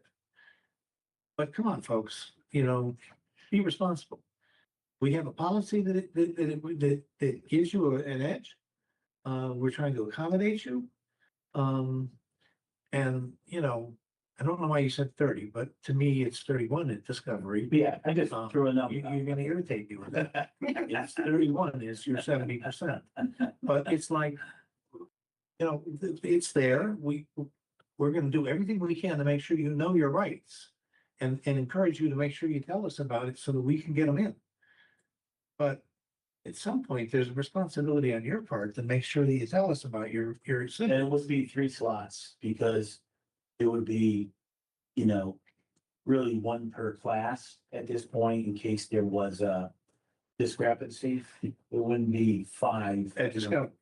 At Discovery. Yeah, I'm thinking more of the Park City example we had, which is, you know, that you have, I don't know how many kindergartens there are there. But I assume it's like High Horizon and Multicultural, you know, 2 kindergarten Yeah. classes, so 2 classes of 20, 25 students. Yeah, 25, yeah, 24. No, I don't think it's 25. 24, Well, is it up to that high now? yeah, 24. Yeah, so, you know, you're gonna, you know, that's 20% of the class. You know, it's like, for the teacher, you know, what's she gonna wait a week or 2 before she gets her full class? Yeah, That messes up her and her work. So what I'm thinking is to help mitigate that issue, can we have, when they're filling out, you know, the lottery, big red bold, are you forgetting a sibling, something to speak out to them? Because I agree with Mr. Traber, I really don't like the holding of seats. You know, something that says, because we have a sibling policy for acceptance into magnet schools, please list all siblings in the Bridgeport Public School System. And Of all siblings of the child you're applying for. You know, just make it clear that you know, this will entitle you to get other children into the school. yeah, so it's really a training thing, we can address it as a training with the video. I think the video is gonna help tremendously. Absolutely. Especially Absolutely. if we The target emphasize- that right yes. there, yeah. And so the buffer, so, is there anything that allows, I know that there was a conversation that we had at, in regards to allowing the superintendent or the recruiting, for a buffer for the district to pick. So I haven't got to it Okay. yet, but good point, and, but right now, no. Okay. So right now, when the lotteries run, is run at the max right now, so again, to Mr. Traver's point, 31 will be 31, that's it, there's no buffer in between, there's no numbers, it just sets it out to the 100% of what we have from a capacity standpoint. Now, what was brought up to Tim's point right now is, and why should this be part of the lottery? Well, we're gonna throw this out on the table. I don't know if it should or it shouldn't, or if it should be a district policy in general. Fairfield, Norwalk, Stanford, there's all kinds of other towns that have incentives for teachers that we don't have in Bridgeport. First of all, we can't compete from a dollar value. Secondly, we can't compete because they're saying you come work for us. You can put your child in any school that you want. Now, I'm not so much saying that that's something that we want to send everybody and say everybody's going to Discovery, but I am saying that we need to think about incentive policies for our teachers. If they are coming down, maybe we do have some slots. I'm not saying we do, we don't, I'm throwing it out there. And if it doesn't, we don't want to look at the lottery, maybe we need to look at, in general, if I'm teaching at Waltersville School, maybe the district should be looking at, but we'll allow you to bring your children in Waltersville School. Yeah. So that it's an incentive for you to continue to stay with us and keep an eye on your kids who are right there in Waltersville School. I don't know, but I know that while we're competing against other towns, we know that that's in their policies to come on in and bring your children and we'll take you in. Because some teachers, as Mr. Trader was a teacher, he knows, for some, mothers who it's a lot easier to say, I gotta go, like my children got sick, or calling somebody else when, you're right, or they got hurt when they're right in your school with you. Yeah, and I'm gonna ask you to put a pin in it because that's our next agenda. Exclusion, so we'll get there, but yes. Let's wrap up with, the policies and then we'll go right into that. So we were looking at elementary. Just schools. elementary, Yeah. I didn't go, I'm Oh, sorry. great. So get ready, no, I'm just kidding, all right, so. I think a good proposal coming out of this discussion is instead of having this broken out between C and D, elementary and high school, to having one entrance and performance expectations policy. And then break it down between elementary and high school. Have subsections. Some of the items that I had for the elementary component was kind of like before. Let's not call out schools. Let's just say all elementary schools, all elementary magnet schools. And then that will be all encompassing. I did have a question, so third paragraph down, where it says grades 1 through 8. Why isn't that grades K through 8? Because the lottery is, for grades K, is non-criteria, it's just kids coming in. There's no criteria for A a kindergarten, kindergarten student. okay. There's no academic criterion. Yeah. Okay. Great, my second piece under elementary entrance requirements, get rid of all the schools, on there as well. I also have, removal of public setting, just because of that PII. Only, under A, it says any pre-K program is not a part of the magnet program. In parentheses, we should say with the exception of Discovery, because they do have a pre-K program. Under B, and I can give you copies of this because it's, hopefully you can understand it. But I have quite a bit of edits. Under B, kindergarten, we should also put pre-K. Or pre-K and then parentheses Discovery. I added as the fourth paragraph, 20 calendar days to accept lottery acceptance after the first pull. So that's in there. Under C, again, removal of all the schools. I had a question about the last two bullets in this section under C. Teacher recommendation form, like what if?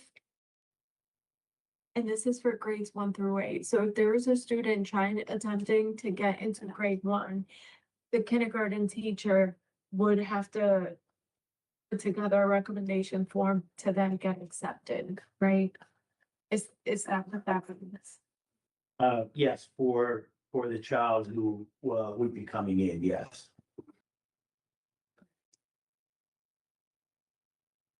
The next item, student interview and writing prompt. If these are lottery schools, why are we interviewing them? So, I'm serious. yeah. So what happens in our schools is initially, when we do the kindergarten lottery, it's non-criterion based. So those children are coming in. When you get to first to eighth grade, in order for you to get in, there is criteria. Look at the report cards. They want to see if you have a final grade of a C or better. In your core academics, obviously, discipline, attendance, parent commitment, because they have, as you know, in the schools, Volunteer hours. volunteer hours of commitments in there that the parents are saying, yes, we're gonna do. Yeah. And the recommendation for teachers is standard for criterion based. Normally, everyone we see, it's a teacher recommendation and some type of interview with the student. Couldn't you do that based on the paperwork that's submitted, so prior years report cards?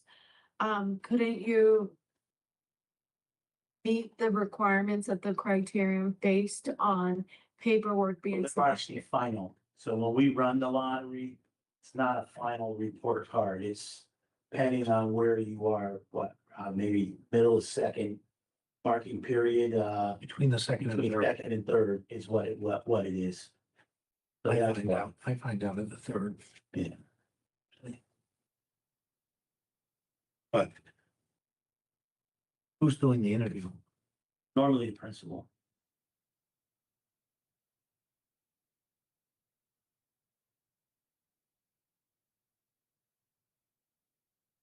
Wondering if we should be specific with this and say, for the purposes, student interview for the purposes of ensuring criterion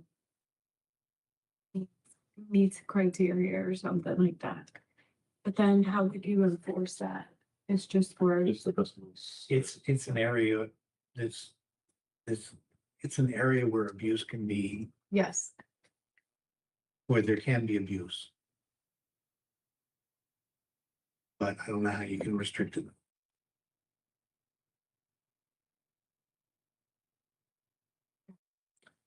Unless they No. define what the committee is.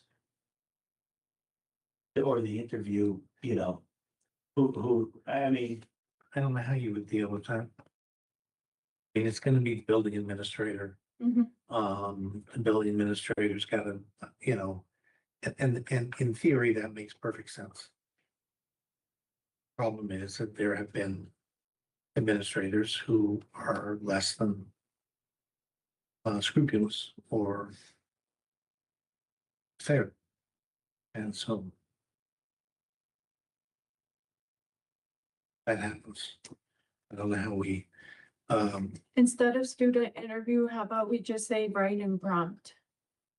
well, they're gonna interview the student. I think this, yeah, I think. Yeah. Wouldn't that mean that the student would have to like submit written work? Like an essay or something like that? It depends how old the student is. Yeah, That's kindergarten coming responsibility. Yeah, well, it would be first grade and first graders, from having a first grader myself. They're not gonna write an That's what I essay, was they're saying. gonna write like 3 sentences or at most.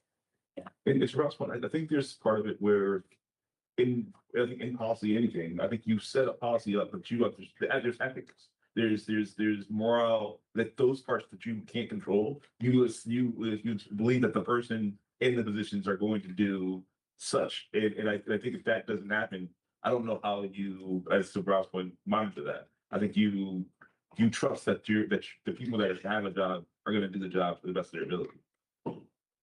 Yeah, and I think there are some cases, well, a lot of cases that paperwork alone does not tell you what type of child it is.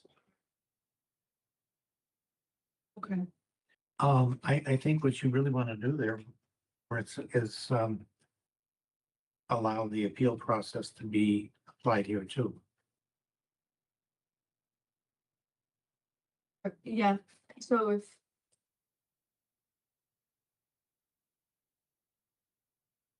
So, yeah, Yeah, So that's what that's you what do. the appeal process will come in. Okay. Let's If a student is denied accepted admittance, then the parent is, that's it's subject to the appeal process spelled out later. okay. No, thank you for that. But question, would that not hurt both the district and the school where, I'm assuming once that a person's a hit, like someone, that means that that person didn't get a job, means they get the slot, means someone else got the slot. And even though you're appealing, what is you're appealing for when someone else had the slot? You don't have a slot available to even give that kid. No, in the appeal process, same thing. If you're being asked to leave, that slot is held until your appeal is, So this is the argument of someone is being interviewed for not to get into the school. Yeah. They're already in the school. no, this is the appeal, this is some interview to get in. And the principal says, no, I don't want you. So what I'm saying is, so in that, if we just walk through this, okay, so if the student, if they didn't get in, that means that another student did get in. No, wait. No, there's a Either way, process. there's an appeal process that's been set up for, we're asking Tim to leave. We've given him all the support we can give him, and now we're asking Tim to leave. Tim Yes. has the right to appeal. Absolutely. Okay, so this is Tim left. Rob's getting in. Rob gets interviewed by the principal. and The Yep. principal says, I don't want Rob. Yep. Rob has the right to appeal that principal's decision because the principal, I think, is making an arbitrary and capricious decision. And so I'm appealing it. So that slot gets held until I finalize my appeal. What I'm saying is, when the thing is, when you know, you won't know that you didn't get in until that spot is filled. No, that slot gets held open. The principal says, no, I don't want Rob. Rob says, I'm going to appeal that decision. The slot doesn't get filled. So you got selected for that seat. And it's being held pending that interview. And then the principal says, no, we don't like you. Then it goes automatically to the appeal process. So that seat in essence gets held for 10 days. And so they only interviewed one kid at district, so that's what you're saying. So the wait list for the upper grades depends on how many seats they have available. Yeah. So they may have 3 seats available, they may have 10, it just depends. I usually 10. But it's just, it serves as a deterrent to anybody playing games with it. I mean, the principal better have a pretty good reason to say, no, not this one. I just don't think it's gonna happen that often. I think it just adds a level of deterrence. And the process is already built in to asking somebody to leave. So you might as well build it into saying, I don't want that person. That person's been, they're next on the list. They've been recommended by their teacher. They fulfilled the other criteria. And the one thing they failed was they go sit down and talk to the principal and the principal says, I don't want Rob. He doesn't cover it. Doesn't meet my criteria, so whatever reason. And so the parent has the right to say, hey, I'd like to speak to the designated administrator. And appeal that, because I think I'm being, treated unfairly. That way they feel like they have a person to appeal to. Sorry, is there a time frame then when the criteria has to be brought in then? It's the same time frame as, it would be the same appeal process. No, prior to an appeal, it's, the. Oh, when that- it's the- When that all happens? I don't know. Has there been? Has it been? What do you think? It should be 5 calendar days? Because if we're saying 5 for our regular selection process. The 5 that was to occur as well too. Yeah. Probably. Yeah. Yeah. Consistency is key and it's easier to implement too, so. So where would we want to put that? Oh, under student interview and prompt? Yes. Well, just under that. Grades 1 through 8, the city must meet the following criteria. Selection by lottery, final grades get better because a student, which it should occur within 5 calendar days.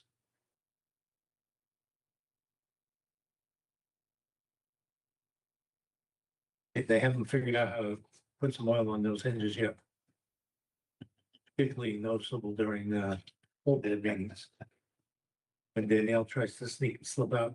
Those are some open doors, that's for sure. Actually, humidity's been pulling it out. I have a set of, French doors between my living room and dining room that I'm needing to put some, WD-40 on. no, the dry stuff. On them. No, the dry lubricant, Agreed. graphite, Oh, the graphite. some graphite. Got it. Yeah, I always go with WD-40. Due to, Yeah. but I just, I noticed lately that last week or 2 or 3, that we've been closing them for the air conditioning. I did have a quick question, just so this criteria that we have here, I just want to confirm if we are making this across the board for all magnet schools, that we're not contradicting whatever Discovery has. They actually don't have they don't have a criteria. So this was something that they were following within that's. Gotcha. They said, Okay, I just wanted to make sure that there wasn't gonna be a situation where we're contradicting each other. This is Bridgeport policy applying and process applying to all Bridgeport students getting in. Good. We have to tweak it for the suburbanites, tweak it for the suburbanites. My other comment on this document, which actually carries over to the next, is to make the document gender neutral. That's something that we've been doing across the board on all policies. Under the appeal process, I did have a note here to add the last 2 bullets from policy 5116D. Just for consistency's sake, but since it's gonna be the same policy, that's null and void. And the last item, two items that I have is to kind of close out these conversations or these thought processes, is the lottery selection process. We had talked about potentially, or I had an idea of putting that in here for clarity's sake. Now I'm wondering, after the conversation that we've had, if that's necessary for transparency's sake. What? The lottery selection process within our policies that kind of falls back under procedures in how things are being done. Do we want that in our policies? And some of the items, I'm sorry, I'm just gonna finish my thought, then you can go. Some of the items that I had on here abide by the lottery policies, roles, who should have access and restrictions. So on the school level, administrators will have only read only, and then the superintendent and their designee would have editing view of the policy. For example, if we have that parent who before the lottery is pulled, realize, dang it, I didn't put in this kid. Can we fix it? So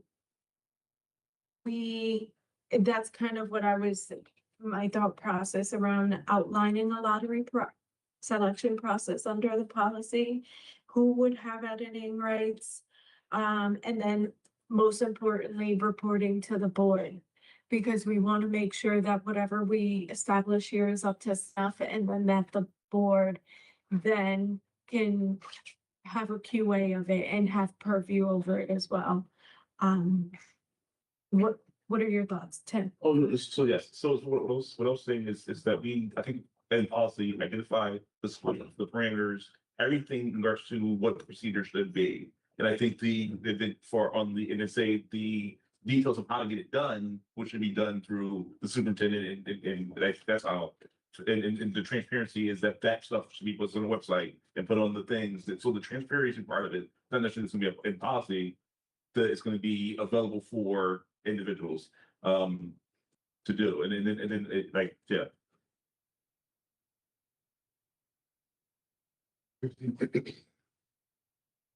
So for, Superintendent or his designee, yeah. Okay, so his or her designee. there, Yeah. gender neutral. Just, Too old. I know, me too. I'm too old to go with. I see all these pronouns. No, I'm not the pronoun, but when you start going singular plural, it's easier. I get it, I go with his or it's not easy, there's only one more letter. Okay, so to sum up, we will have something like this. We feel comfortable with that, with something like this in the policy. Claudia's gonna write this. I'll give you photocopies of all these notes, hopefully. She's shaking her head all the right places. So I figured she was following. Oh, no, I speak right over you, BJ. I could see where the brains were. And then my last item is kind of like having lotteries guidelines, so as established by the superintendent, right? Because we don't want to get into the weeds of the actual process, but we do want to outline a few things, like if you leave the school, you relinquish your seat. Even though I think that's common sense, we can spell it out. And then I had in here margin of error buffer, but we decided that we should do 100%. Or that's our proposal to the board at least. Right. Okay, that is, I think that's worth it to have that. I mean, make it clear to the board that's what we're proposing and why, and if, you can make your arguments about what your concern was on margin of error, and we'll see what the board thinks. Yeah. They may disagree with us.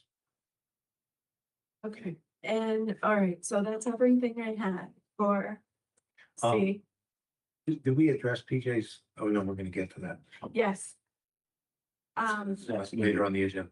That is the next one, and actually, I think we will go through this policy much quicker because, the high schools. There's gonna be one and the same. The only difference in this one would be the addition for, add a paragraph about late admittance for students that come in after the lottery closed, so that's specific. Now, question It's a Fairchild Wheeler child. to Fairchild Wheeler, but do we want to make these policies sustainable long-term? Do we want to call out only Fairchild Wheeler? I mean, that is the only high school right now, or do we want to keep it open like the elementary school? Well, they are. I mean, I don't think that changes. But it's, right, I mean, there is still a wait list. There's still a wait list. Yeah. Right. Yeah, it's just the suburban issues that. we Dynamic. have, The dynamic there, yeah. Right, so if I we, mean, if there's a wait list at Central and an opening comes up at Central, the child can get into Central. Mhm. That's just not an issue.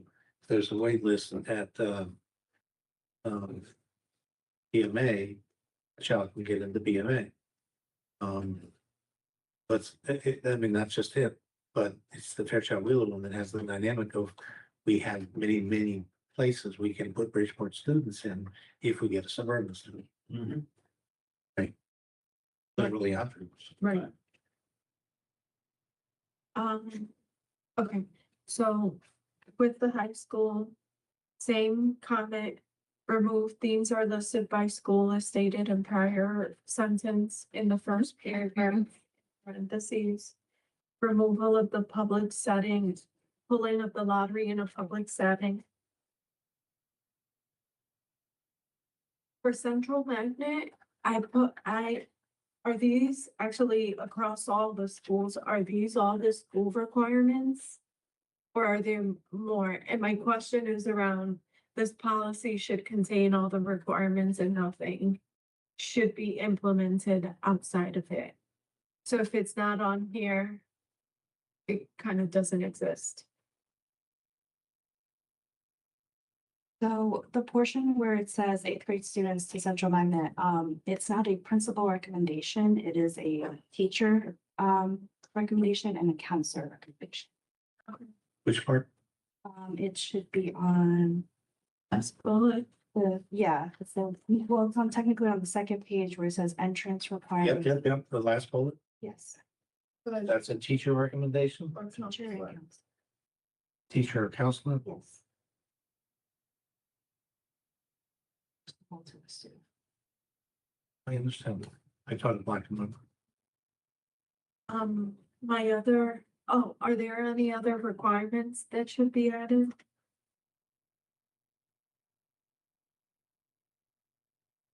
No, that's what they do, yeah. Okay. It should central be included in this because should be technically off this because it's more of a program than it's a mag school. Well, But let's back up there for a second. Let's go to the first page. We have central magnet.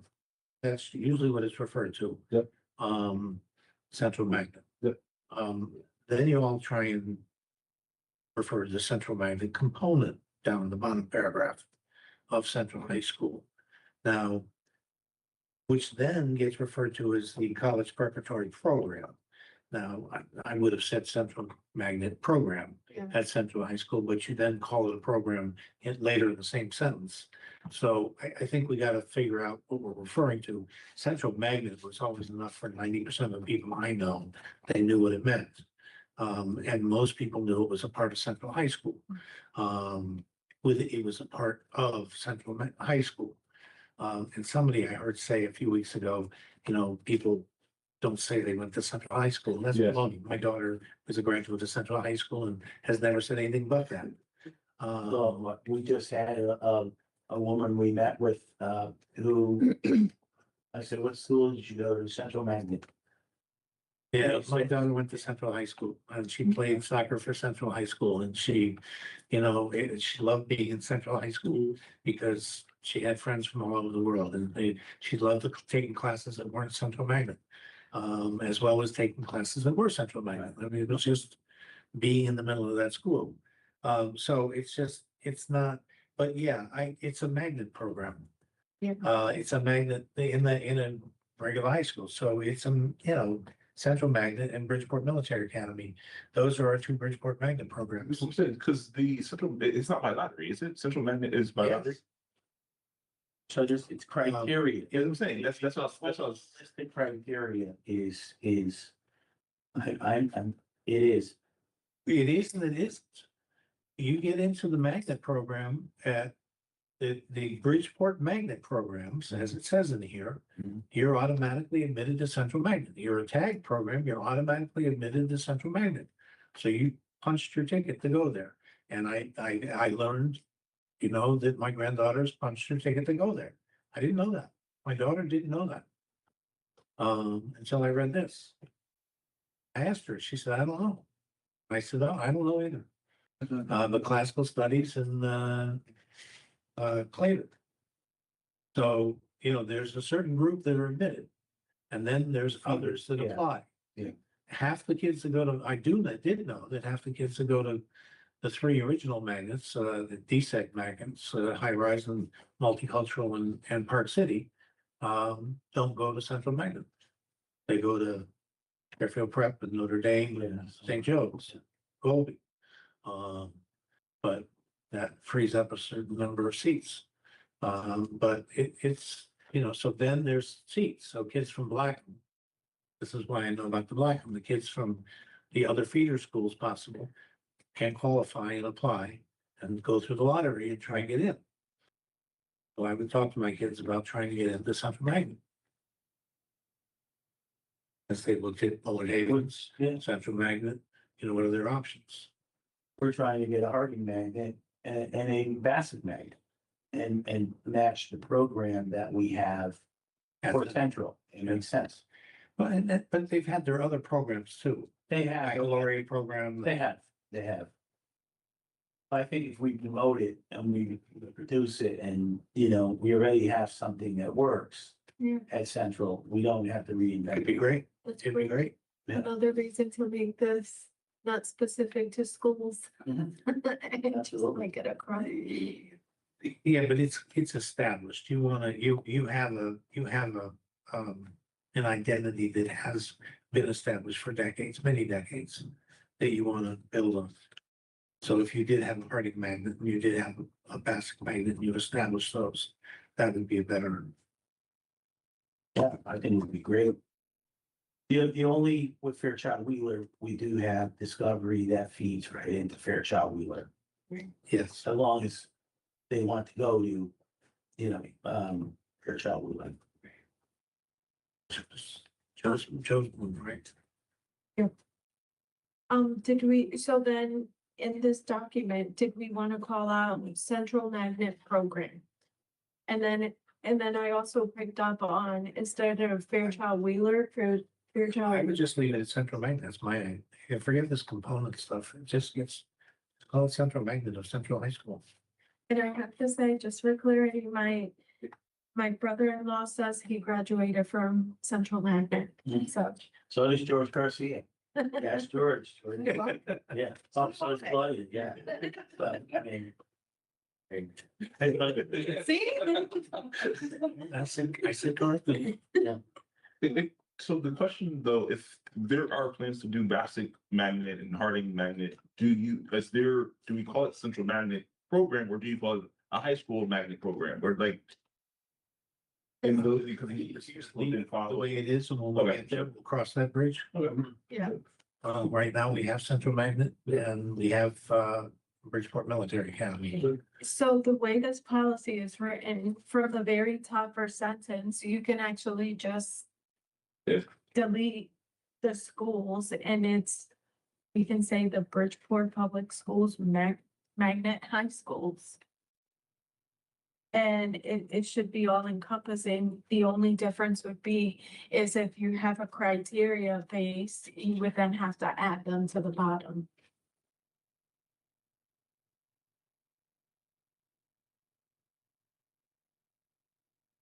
I love the idea.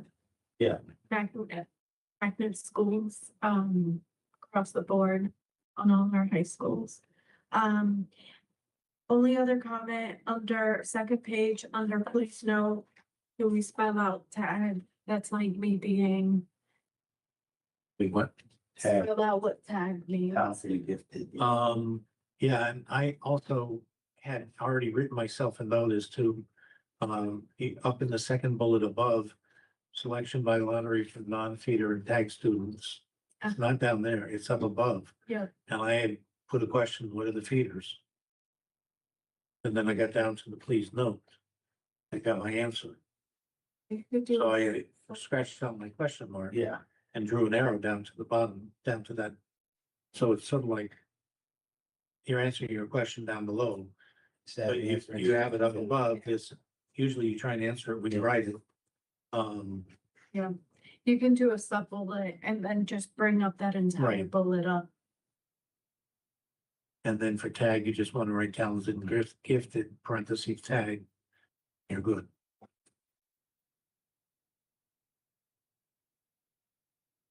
Then my last, no, not my last comment, under waiting list, page 3, I'm gonna stop saying that, because then I see something. This is grammatical and super nitpicky of me, but the third bullet is indented and it should be indented. Where?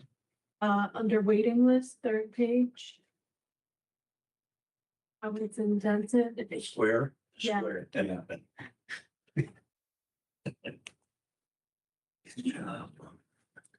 Last page, should we say Fairchild Wheeler campus, because there's 3 schools there, not just Okay, one. can I interject here? Yeah. I actually put for waiting list, this is not Central Magnet only. And yet it would appear that we're still. So Yes. You're right, Oh, yeah. you're right. Yep, this whole area is like. Yeah. So this is where we. And on the top of that page, no, go ahead. students must pass the minimum of 3 courses per semester. Or placed on academic probation or reassigned to district. Missing a word. They will be placed on academic probation. Or will be reassigned. Sentence is missing a word.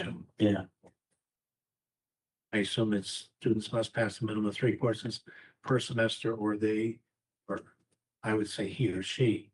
Well, They. Marissa will say they will be placed on academic probation or reassigned to district school. to the district school.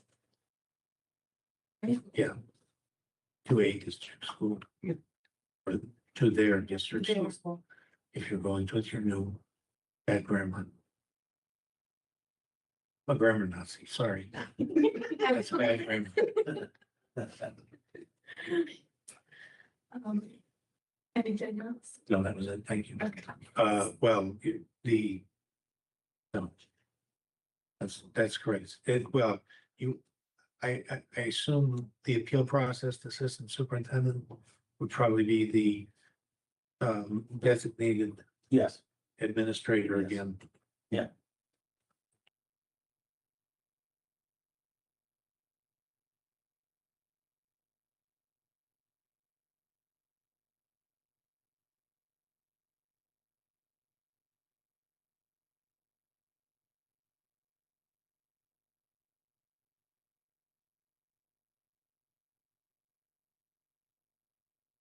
Page I have here, Child Wheeler campus. Just because there's 3 different schools, so we should be including all of them.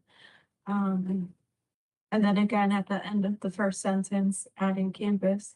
And then I have a question around BMA. And one of the, like, I got confused. It says BMA is an open choice school. And I'm like, well, what's the difference between that and all the other schools? So, yeah. so open choice is they have seats available and open choice is run through CES. CES has a lottery of children who come from surrounding towns or cities. And through the lottery, they get put into BMA. And there's probably 20 kids, like if we remember, about 20 children who come in through that process a year into BMA. They're not Bridgeport residents. Yeah. Mm, And a lot of it's done by SAT, Yep. you know, SAS and Yep. they push them in. Yeah. Yeah, we just tell them how many seats we have and then they go ahead, run their lottery and bring those children. Even though we didn't have room.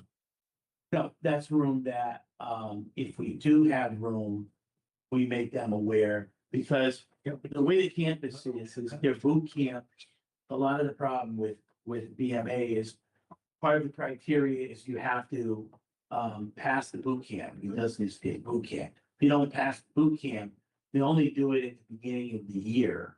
And they don't have it like at the beginning and then in January sometime. So, have been discussing that. Should there be a mid-year boot camp so kids can come in, but as of today, there still is one boot camp that is part of the criteria for getting it. So there are some slots, and listen, the reality is, if we had a lot more teachers in there, we can probably bring in a lot more open choice students, if those slots were available. So let's say we have 20 seats available for BMA.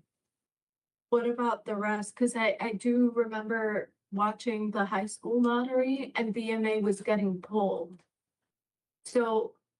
Any, That's factored in already, what with the numbers, so we know.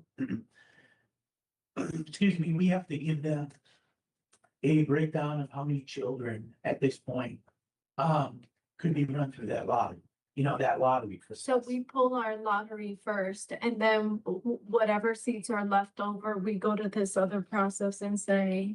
Each year, we make them aware of how many seats we have open based on the number we had last year. It's pretty much an assumption we're gonna have 20 seats left, you know, open. And we have room for those 20 kids to be able to come in.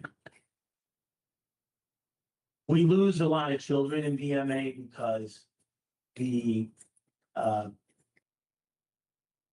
because boot camp only happens at the beginning of the year, so he's not bringing anyone else in. It's not a lot, but we maybe what, 20 to 30 kids? Don't backfill. There's no backfill, is what it is. I didn't get lost at home. So does BMA also have a waiting list like the other school? They can't. That's the point. Yeah, yeah. Or because they have some School only so big. But then they can't get in because there's no other boot camp. Gotcha, That's right, understand the problem. yeah. So if there was another boot camp, then How long is boot camp? a week, A week. it's out, yeah. Yeah, there you go. And I know it's something that has to do with the Navy also, with the money we get in from them. So you have to, part of it is, You have to. they're funding us, so you have to do it. Right. Gotcha.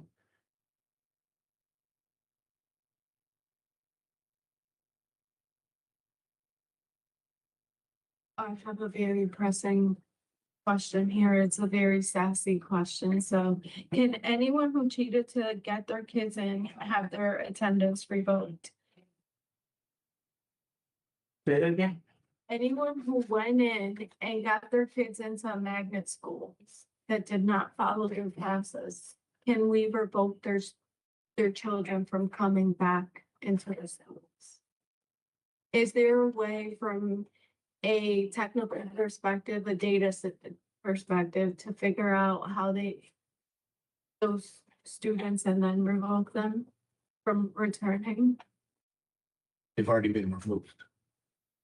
No, like, let's say you have political influence and you got your children into a school and then we found out, can those students then be removed from that school if they're So still, they haven't been removed. You just found out yes. that yes, I get you. That's a tough That's a little, that's a tough issue because how do we find out? And if they've been in the school for, I'm saying N number of years, educationally speaking, we want to, pull a child out because, 7 years later, we found somebody did something.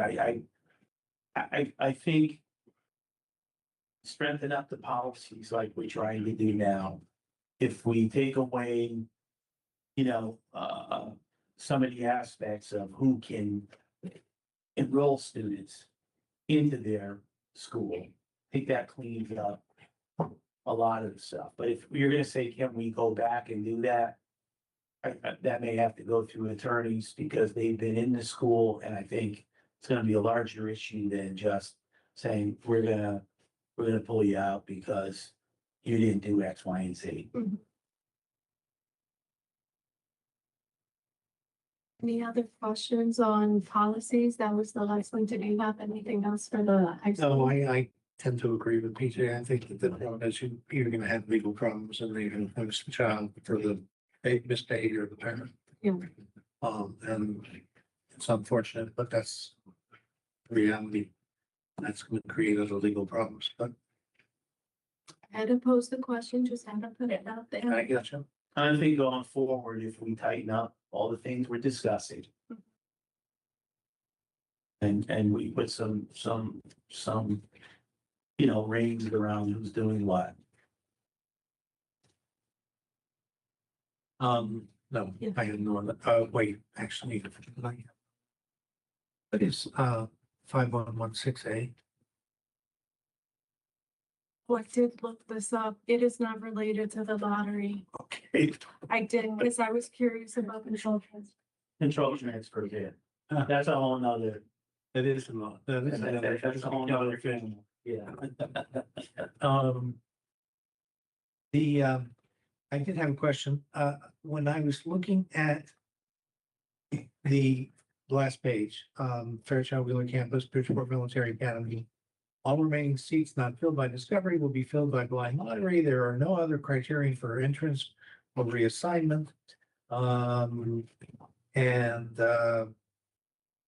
wrote to myself, there's no GPA, et cetera. There's no requirement. None. Oh. None. And I think people have a fallacy when it looks like Fairchild Wheeler. Anyone can get in. It's- Well, when I read that, I had this, the reaction you're talking about. And then I remember Vallis. And his plan was that all the kids from my neighborhood were gonna go to Fairchild Wheeler. And he was building an 850 student New Harding. Remember? Yes, And then when all the kids saw the new Harding being built, they said, no, I don't want to go to Fairchild Wheeler. I want to stay here in the neighborhood. And they had to change it to 1150 or whatever it is now, 1250, 1150. Way over, it's 1300. I know, but Yeah. Yeah, if it was 1150. he changed midstream. Yeah. Added another 300. Yeah. Which was another problem unto itself, but, because all the kids made it clear that they wanted to stay in the neighborhood and go to the new school in the neighborhood. Yeah. But that was taking it, and I thought, oh yeah, that's because anybody could go to it. Yeah. He was hoping to lure everybody over there. Okay, and then, no, that was it, I think.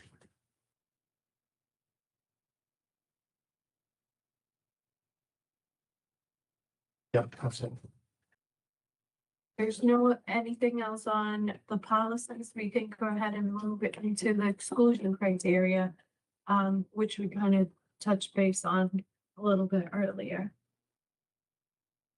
So what are we, did you have anything else you wanted to mention about the exclusion criteria? I'll call you again. Anything else besides that? I gave you guys my what ifs. Those Yeah. are my, those are my pieces. I think like anything else for our magnets at this point, there's criterion when you get to the upper grade levels. So if you don't meet that criteria, but for Fairchild, Wheeler and Discovery, since it's not criteria based, you're in the school. I would think like any other school, what criteria to get out of the school would be you move, or, there's a disciplinary issue where you're, expelled for the year, but other than that, really, most kids, want to stay in those schools, so I don't know what other criteria we'd be talking about. So I guess my question to the group here is. Our teachers are not properly compensated. That's a fact. Do we want to consider an exclusion criteria where the schools could get like two students or whatever it might be? For their children to go into a certain school. So we're speaking magnet now. Always, right, Right, so sticking with lottery, because that's what we're designed, that's what this ad hoc committee is, the lottery. Is that something that we're comfortable with? would that mean a teacher inside who's teaching in one of the lottery schools, or are you talking about any teacher who can place their child into a lottery school? So it would be almost like an extension of a teacher's benefits for teaching for Bridgeport schools. Is that something we're comfortable proposing to the board? No, I saw you, Rich. no, this is just wrong on every level I can think of. We don't have the power, nor should we. We're bargaining out, or bargaining something that we're not entitled to bargain. This is something that should be negotiated with the union. I remember, I was the union president, PJ, you know that. I do. And if you want to negotiate this benefit because you think it's a worthwhile benefit, it should be negotiated with the union. It should not be negotiated by the board, with individual teachers, with individual administrators, as a benefit that we think would be good. That's really bargain, that's really, in my opinion, bordering on bad faith bargaining. And in fact, if people are, and I've heard, cutting deals to do this now, that is illegal in my opinion. But it's bad faith. Because you're playing God with saying, I'm gonna do you a favor. It's not required, or if other teachers who work in the city who live out of town or live in town, but don't have that benefit. So I'm working at a not so attractive school, and my child is not given that option. I live in the city, and I don't have that option. I mean, what the heck? And I want to keep you because I think you're a better teacher. and I'm gonna give you this extraordinary benefit, let you put your child into this extraordinary school. And you, meanwhile, are gonna be working in this other neighborhood that's not so extraordinary, and you're gonna stay here for a lot longer and work less. I mean, it just reeks, in my opinion, of all kinds of things that annoy me. And there are dedicated teachers working in for the city and other schools that are not getting this kind of benefit. And so there's this favoritism and insider dealing, and it just, it's not, you can dress it up. But inside, it's still an insidious betrayal of the public confidence. And if the union wants to bless it, then the union can go ahead and bless it and justify it to its members. But that would be the only legal way you can do something like that, in my opinion. And I would still oppose it. Because I think it's not ethically justifiable. When I got, just to give you another example, we're now hiring people at different levels. Right. For the reason you just articulated. Yet 20 years ago, we wouldn't do that. 25 years ago, we wouldn't do that. You had to start at your step. And so we made the decision to do that. Are we doing it across the board? I don't know, but that's the kind of thing that makes people wonder, how did she get this pay, he get that pay? And so you have to have consistency. You have to have everybody knowing. And one of the underlying tenets of a good contract is everybody knows who's getting what for what reason.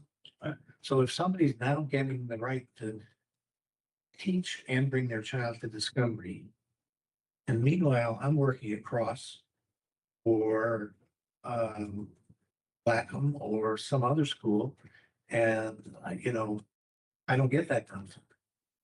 But what gives with that? What's up with that?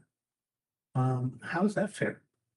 And under what circumstances did that get decided? Who made that decision? That's really not fair. And the union had better meet with its members and explain that to its members and have some rationale to explain that. And that's not my decision. I'm not going to make that decision as a board member, that we're going to go ahead and give this out to the teachers and we're going to justify it. No, they can go ahead. And the law says they represent the teachers and they'll bargain with us. They want to come to us and make that proposal, come to us and make that proposal. Yes, so when I hear exceptions and exclusions, I think of it should be where it's at the superintendent's level. And it should be, I don't know, this is my thought, is that 5 or 10 slots, because there's situations where a kid is outperforming their school and they, in terms of their academic things, a student should be able to, and obviously it could be a process for it, where if a kid is doing really well and they need to go into a more advanced program, there's no way that a kid can be put in a magnet program if they're not or have already applied.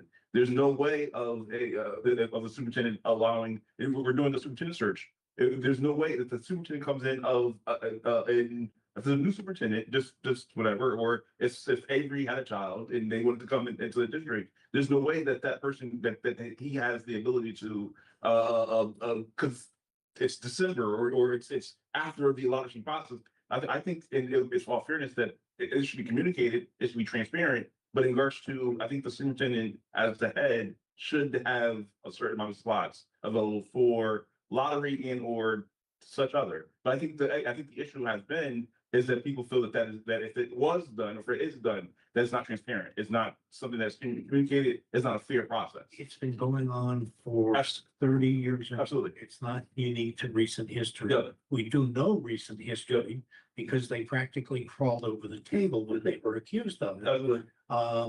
And put PJ up there to explain in all his glorious wisdom that the lottery deadline was this date. And oh my God, she didn't appear on the scene until 2 months after that date. Somehow that it worked. Yes. But the fact is that, whether you give the superintendent certain leeway to address what might be a worthwhile reason to have us make an exception. Yep. that should still have a fail-safe Absolutely. that says that this, when the superintendent exercises that authority, that the superintendent meets either an executive session or some other way to explain to the board that I've made an exception. Absolutely. And so the board is aware of that exception. What's been going on in this city for far too long is that there have been lots of exceptions made within the political structure of this city that, are done for all kinds of frankly, political reasons. And it was, I used the story, I know darn well that my daughter's opening was going to be given away politically that following summer to somebody who was politically connected. That's the way Bridgeport worked. Way back in the nineties, and still to this day. That's what we're seeking to do, is to say, look, it should be done fairly. Every parent in Bridgeport should know that they have the same chance as every other parent in Bridgeport to get their child into the better schools. If we can fix the funding, every child in Bridgeport should be able to go to an equally well-funded school and have the same level of education in their neighborhood school. That's the way it should be. But in the interim, there should not be an advantage given to any particular person in the city because they're better connected. Yeah, I agree with that. It's almost like if you open the door a little bit, someone's gonna try to kick it open. So if you give leeway for 5, then the following year, oh, no one's probably looking, let's do 10, and we're gonna be right back at the situation we're in now. So the only thing I question on that is the fact that I think we have to have everything, because transparency has been the main thing, the main focus of this. And so I think this, the one, the superintendent should have that, in my opinion, from, the superintendent should have like some slots available for, but it should be transparent. It shouldn't be a process. It shouldn't be a pool of the board, or whatever that process is. But I think the transparency, and when I hear transparency, there's a lot of things, even like the live stuff, or there's a lot of stuff that you guys are saying that I think we can answer those questions to not only to us, but to the public. They mentioned in regards to transparency that it's recorded, and there's things, and we need to communicate that out, and the board has access to being there. And as the board and being the members of the board and members of the voting, you guys can help share that, even though it's not for, So I think we have to do things as communication, as a district, we are to making transparent. But I think that we also sometimes, there's stuff that other districts are allowed to do that we don't do because we're so fearful of us not being transparent and us crossing the line, when I think if we had it where everything was transparent and people were, using their ethics and such other, these wouldn't be issues. But I want to point out to you, Yes. Kevin, that the example you used Yeah. is tag. Yep. That child who's outperforming gets put into tag. Yep. Should be put into tag. And that should be figured out by somebody in the school system. Within tag is through IEP, right? Correct? No, it's through a referral by the team. Yeah. PPT, sorry, PPT, yeah, PPT, yeah. Not a PPT. In- No, it In our should, definition, Yeah. we have it as such. as a PPT. My daughter. never- These are talented and gifted students, or gifted and talented, however you look at it. Yeah, I think even the process with that, we can go on to how we really and what we're really supposed to be doing with these students. And, Mr. Traver, you've been around for a long time, so you understand. A lot of our focus is always on those students who need it we're strong, most, right? we're struggling. Who are struggling. Yeah. And when you look at those students who are exemplary, the ones that, we can really push to another level, sometimes we don't do as good of a job as we should be doing, pushing those students to where they need to go. And there is a need for that too. There is a heavy need for that. And I think from a focus standpoint, together we can look at that. I mean, again, having the academic side where Mr. Traver has, it's important to all of us that we're going towards academics and making sure that we make a dent in academics and looking at better ways to do things and things that we may not be doing now that we really need to either look at a little bit closer, focus on a little bit more. And I think with the knowledge that you have and your committees have, we can do a lot more of that. We can really drill into those things that we think are necessary for Bridgeport Public Schools and how we're gonna get there. And with your advocacy and your advocacy groups, focus on not only the advocacy part of it, which is huge, but once we do get money for advocacy, what we can really do with it that's gonna benefit, children in the manner that they really need to have. And we know from years ago when we did have some money, the difference between when we had it and what we can do with it, rather than now knowing we don't have it and we're struggling to put pieces together. I do want to be clear, Tim. I think that is not and Claudia, I don't think that's a PPT. That's a referral by a counselor or somebody in the school, a teacher or a counselor or an administrator. That a child is so advanced that they need something special and they should be. And then we have, we should have some sort of referral that child needs to be put into one of the talented and gifted sites and give them the extra help they need. That's counseling. That's what, now again, we're underfunded on counseling, we're underfunded on referrals. I get the shortage that we're dealing with. That's why we need the extra resources, but that's where the counseling and the need for counselors and the appropriate people to help and identify and figure out how best to serve those students, not just the struggling students, but the advanced students. And now I have more options available to those students. Any other comments? Mr. Benahan Grajales, do you have any comments? Yes, I have some questions, but I don't want to put the questions now. I can send email to Mr. PJ. You can answer me. But listen to you, and we almost 3 hours here talking about the policy and everything. And I'm happy and I'm very glad. But one of the things I'm going to say this for the record. I hope everyone can follow the policy and the protocol the way it's supposed to be. Not because you're part of the board of education, just because you're a board member, just because you're a friend of the staff, or because you love the principal, or you have a family in the city. Let's help and let's move people from the lottery. Let's put it on the top, because and we know that happened. Because we a friend, let's help the people. Let's follow the way it's supposed to be. Like you said, PJ, we have a number, it's a lottery, it have a process, it's a protocol.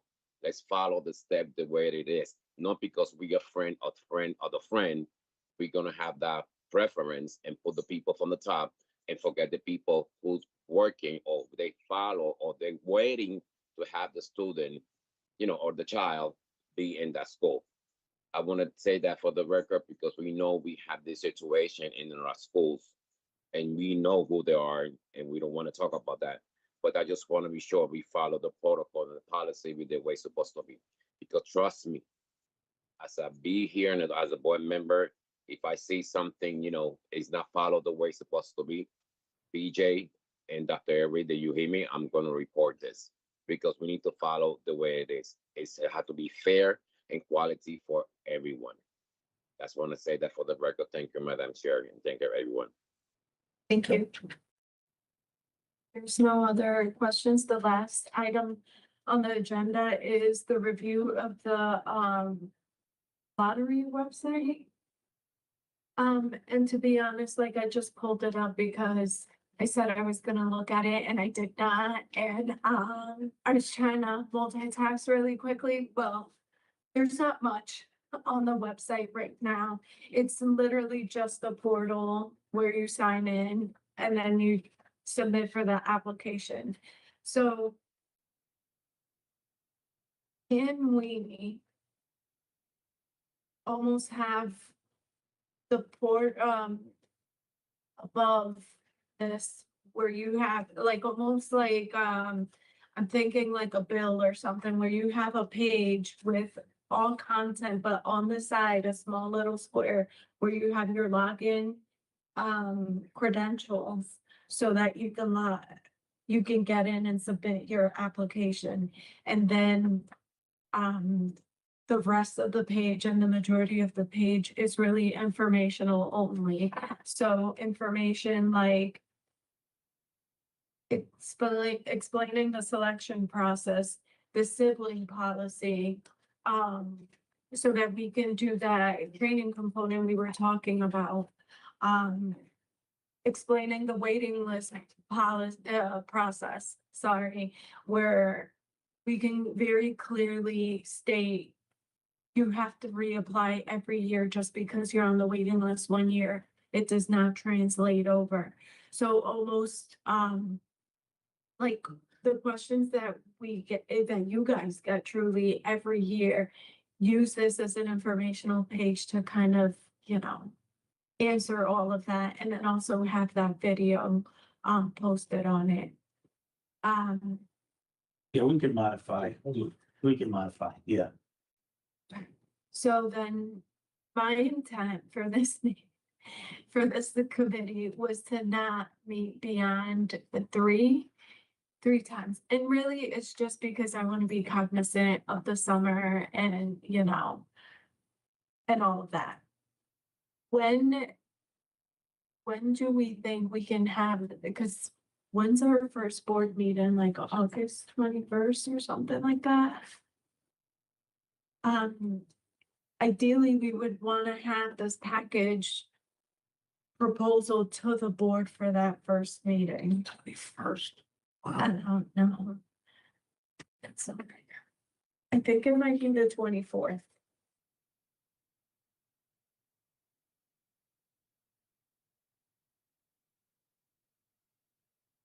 Faster fingers than mine, poking the phone. Yeah, the first meeting is August 24th. So that gives us roughly a month. Pull this together so that we can propose a package. So in that package, we would be proposing changes to the policy, locking down of the system, and then the new website. Those are the three core action items. Am I missing any? I think those are the core action items from this committee. And so those questions in regards to, because you guys are doing, we'll both edit the website to, because you are changing some things, the policies that are going to change. There's some stuff that you guys, we've stated here that wouldn't, obviously we can't post on the website as of yet. The website truly is just informational, general. Because the stuff about the waiting list, it's technically not a policy currently. So we can say what we are gonna say, but like, we can say that if you were on the waiting, if the waiting list restarts every year, we can say that word. Well, right now, there's a waiting list. Yeah, there's a waiting list right now. Right. So I'm almost wondering, instead of having a live website with all the changes, because we have to wait for the board, is there an opportunity where we can do a dev site of what it might be, so that the entire group can see, okay, this is what it's gonna look like, and prove it or suggest, make changes. All right, so that is, let me just check the agenda one last time. I think that's it. And actually that was next steps. The next item is to adjourn. When do we want? Do we, oh yeah, you're right, Rob. I'm trying to get to baseball, that's all. I'm trying to get to Blackham. Do we want to meet? Well, really, I guess the question is, when, Claudia, how quickly can you rewrite? Want to do a draft of this? I'll get it to you by Monday. And so we want to review a draft of this. Review, I can't speak, a dev site. Fortunately, That- it's only at the beginning of the meeting and now. So you were able to do just fine during the meeting. Speak. Oh, I'm fading away. I'm fading away is what's happening. Right. So If it she would, gets it to us by Monday, then we want to read it through. Yeah. You know, We also have to meet to approve our meeting minutes too, which were not on this agenda because I got the agenda in early. So we'll have to meet to do that as well. And then and we're not, so we're gonna have to at some point finalize that, what we're gonna bring to the board. yes, Are we going to, we're not gonna finalize the website. We're gonna finalize a presentation, or is that just something that we're gonna leave out there because we're gonna have to approve this policy proposal? And the idea would be that the Yeah. thing for the parents is gonna be done spinning off out of that, right? Yeah, the thing for the website, remember, we can have a conversations ongoing about that so that we can have it ready for August. So even if it's not ready for next meeting, we can have conversations where that we continue to do that and make sure that jobs. And we don't need the video to show the parents for them, Yeah. do we? We can just No. talk about having a video Yeah. No, yeah, at that, and right? I think, right, we can, but we should have very concrete subjects that would be covered in the video. So, Block out something. to have I've seen Tim produce like AI stuff in 10 minutes. the bar's pretty high. You better come through. While you're sitting there having a discussion, he's done. And he goes, something like this. Yeah. So so then if Flavia can have something by next week. I think next week we have a meeting, right? A special meeting? We have a Monday meeting, yes. Yes. I think we have a Board of Ed meeting. Yeah, I have a meeting on Wednesday, and so do we want to do the 30th? And then this would solidify what we're bringing to the board, or do we want to meet the following week? You, I think I'm going, I think the 30th to the 6th. So I'll be back that week. Okay. good night, or when? Okay, so we've been meeting on Thursday, so we should probably meet the 30th. Then unless folks are open to other days. So Yeah, I'm on the 30th. I'll be on the 30th. But again, so if it's just a website stuff, we can have conversations prior and you know. Yeah, I mean, I could do the 30th. so 30th, it's just to look through the draft. The draft of the policy. it's really just which we can do policy. without Tim. Yes, and then we have to approve minutes. That's what that meeting's for. Okay. So then we'll do 7:30. Mr. Benahan, you didn't give us your input. Can you do the 30th I'm okay at the 30. at 3 o'clock? At 3, yeah. That one should be a much shorter meeting. I'm sorry. Okay, Baseball night. there's baseball Every every night. day. Every day. I should, I that was a forgot. stupid, I get it, that was a stupid question. Sorry. That's what you signed up for. I sure did. For years to come, for years to come. So with that said, can I get a motion to adjourn? Move to adjourn, So, moved by Mr. Trey. then by me. Yes, thank you. We're adjourning at 5:49. Thank you all. Thank you. Vote, All in favor? all in favor? Aye. Aye. Aye. Thank you. Yeah. Thanks, everybody.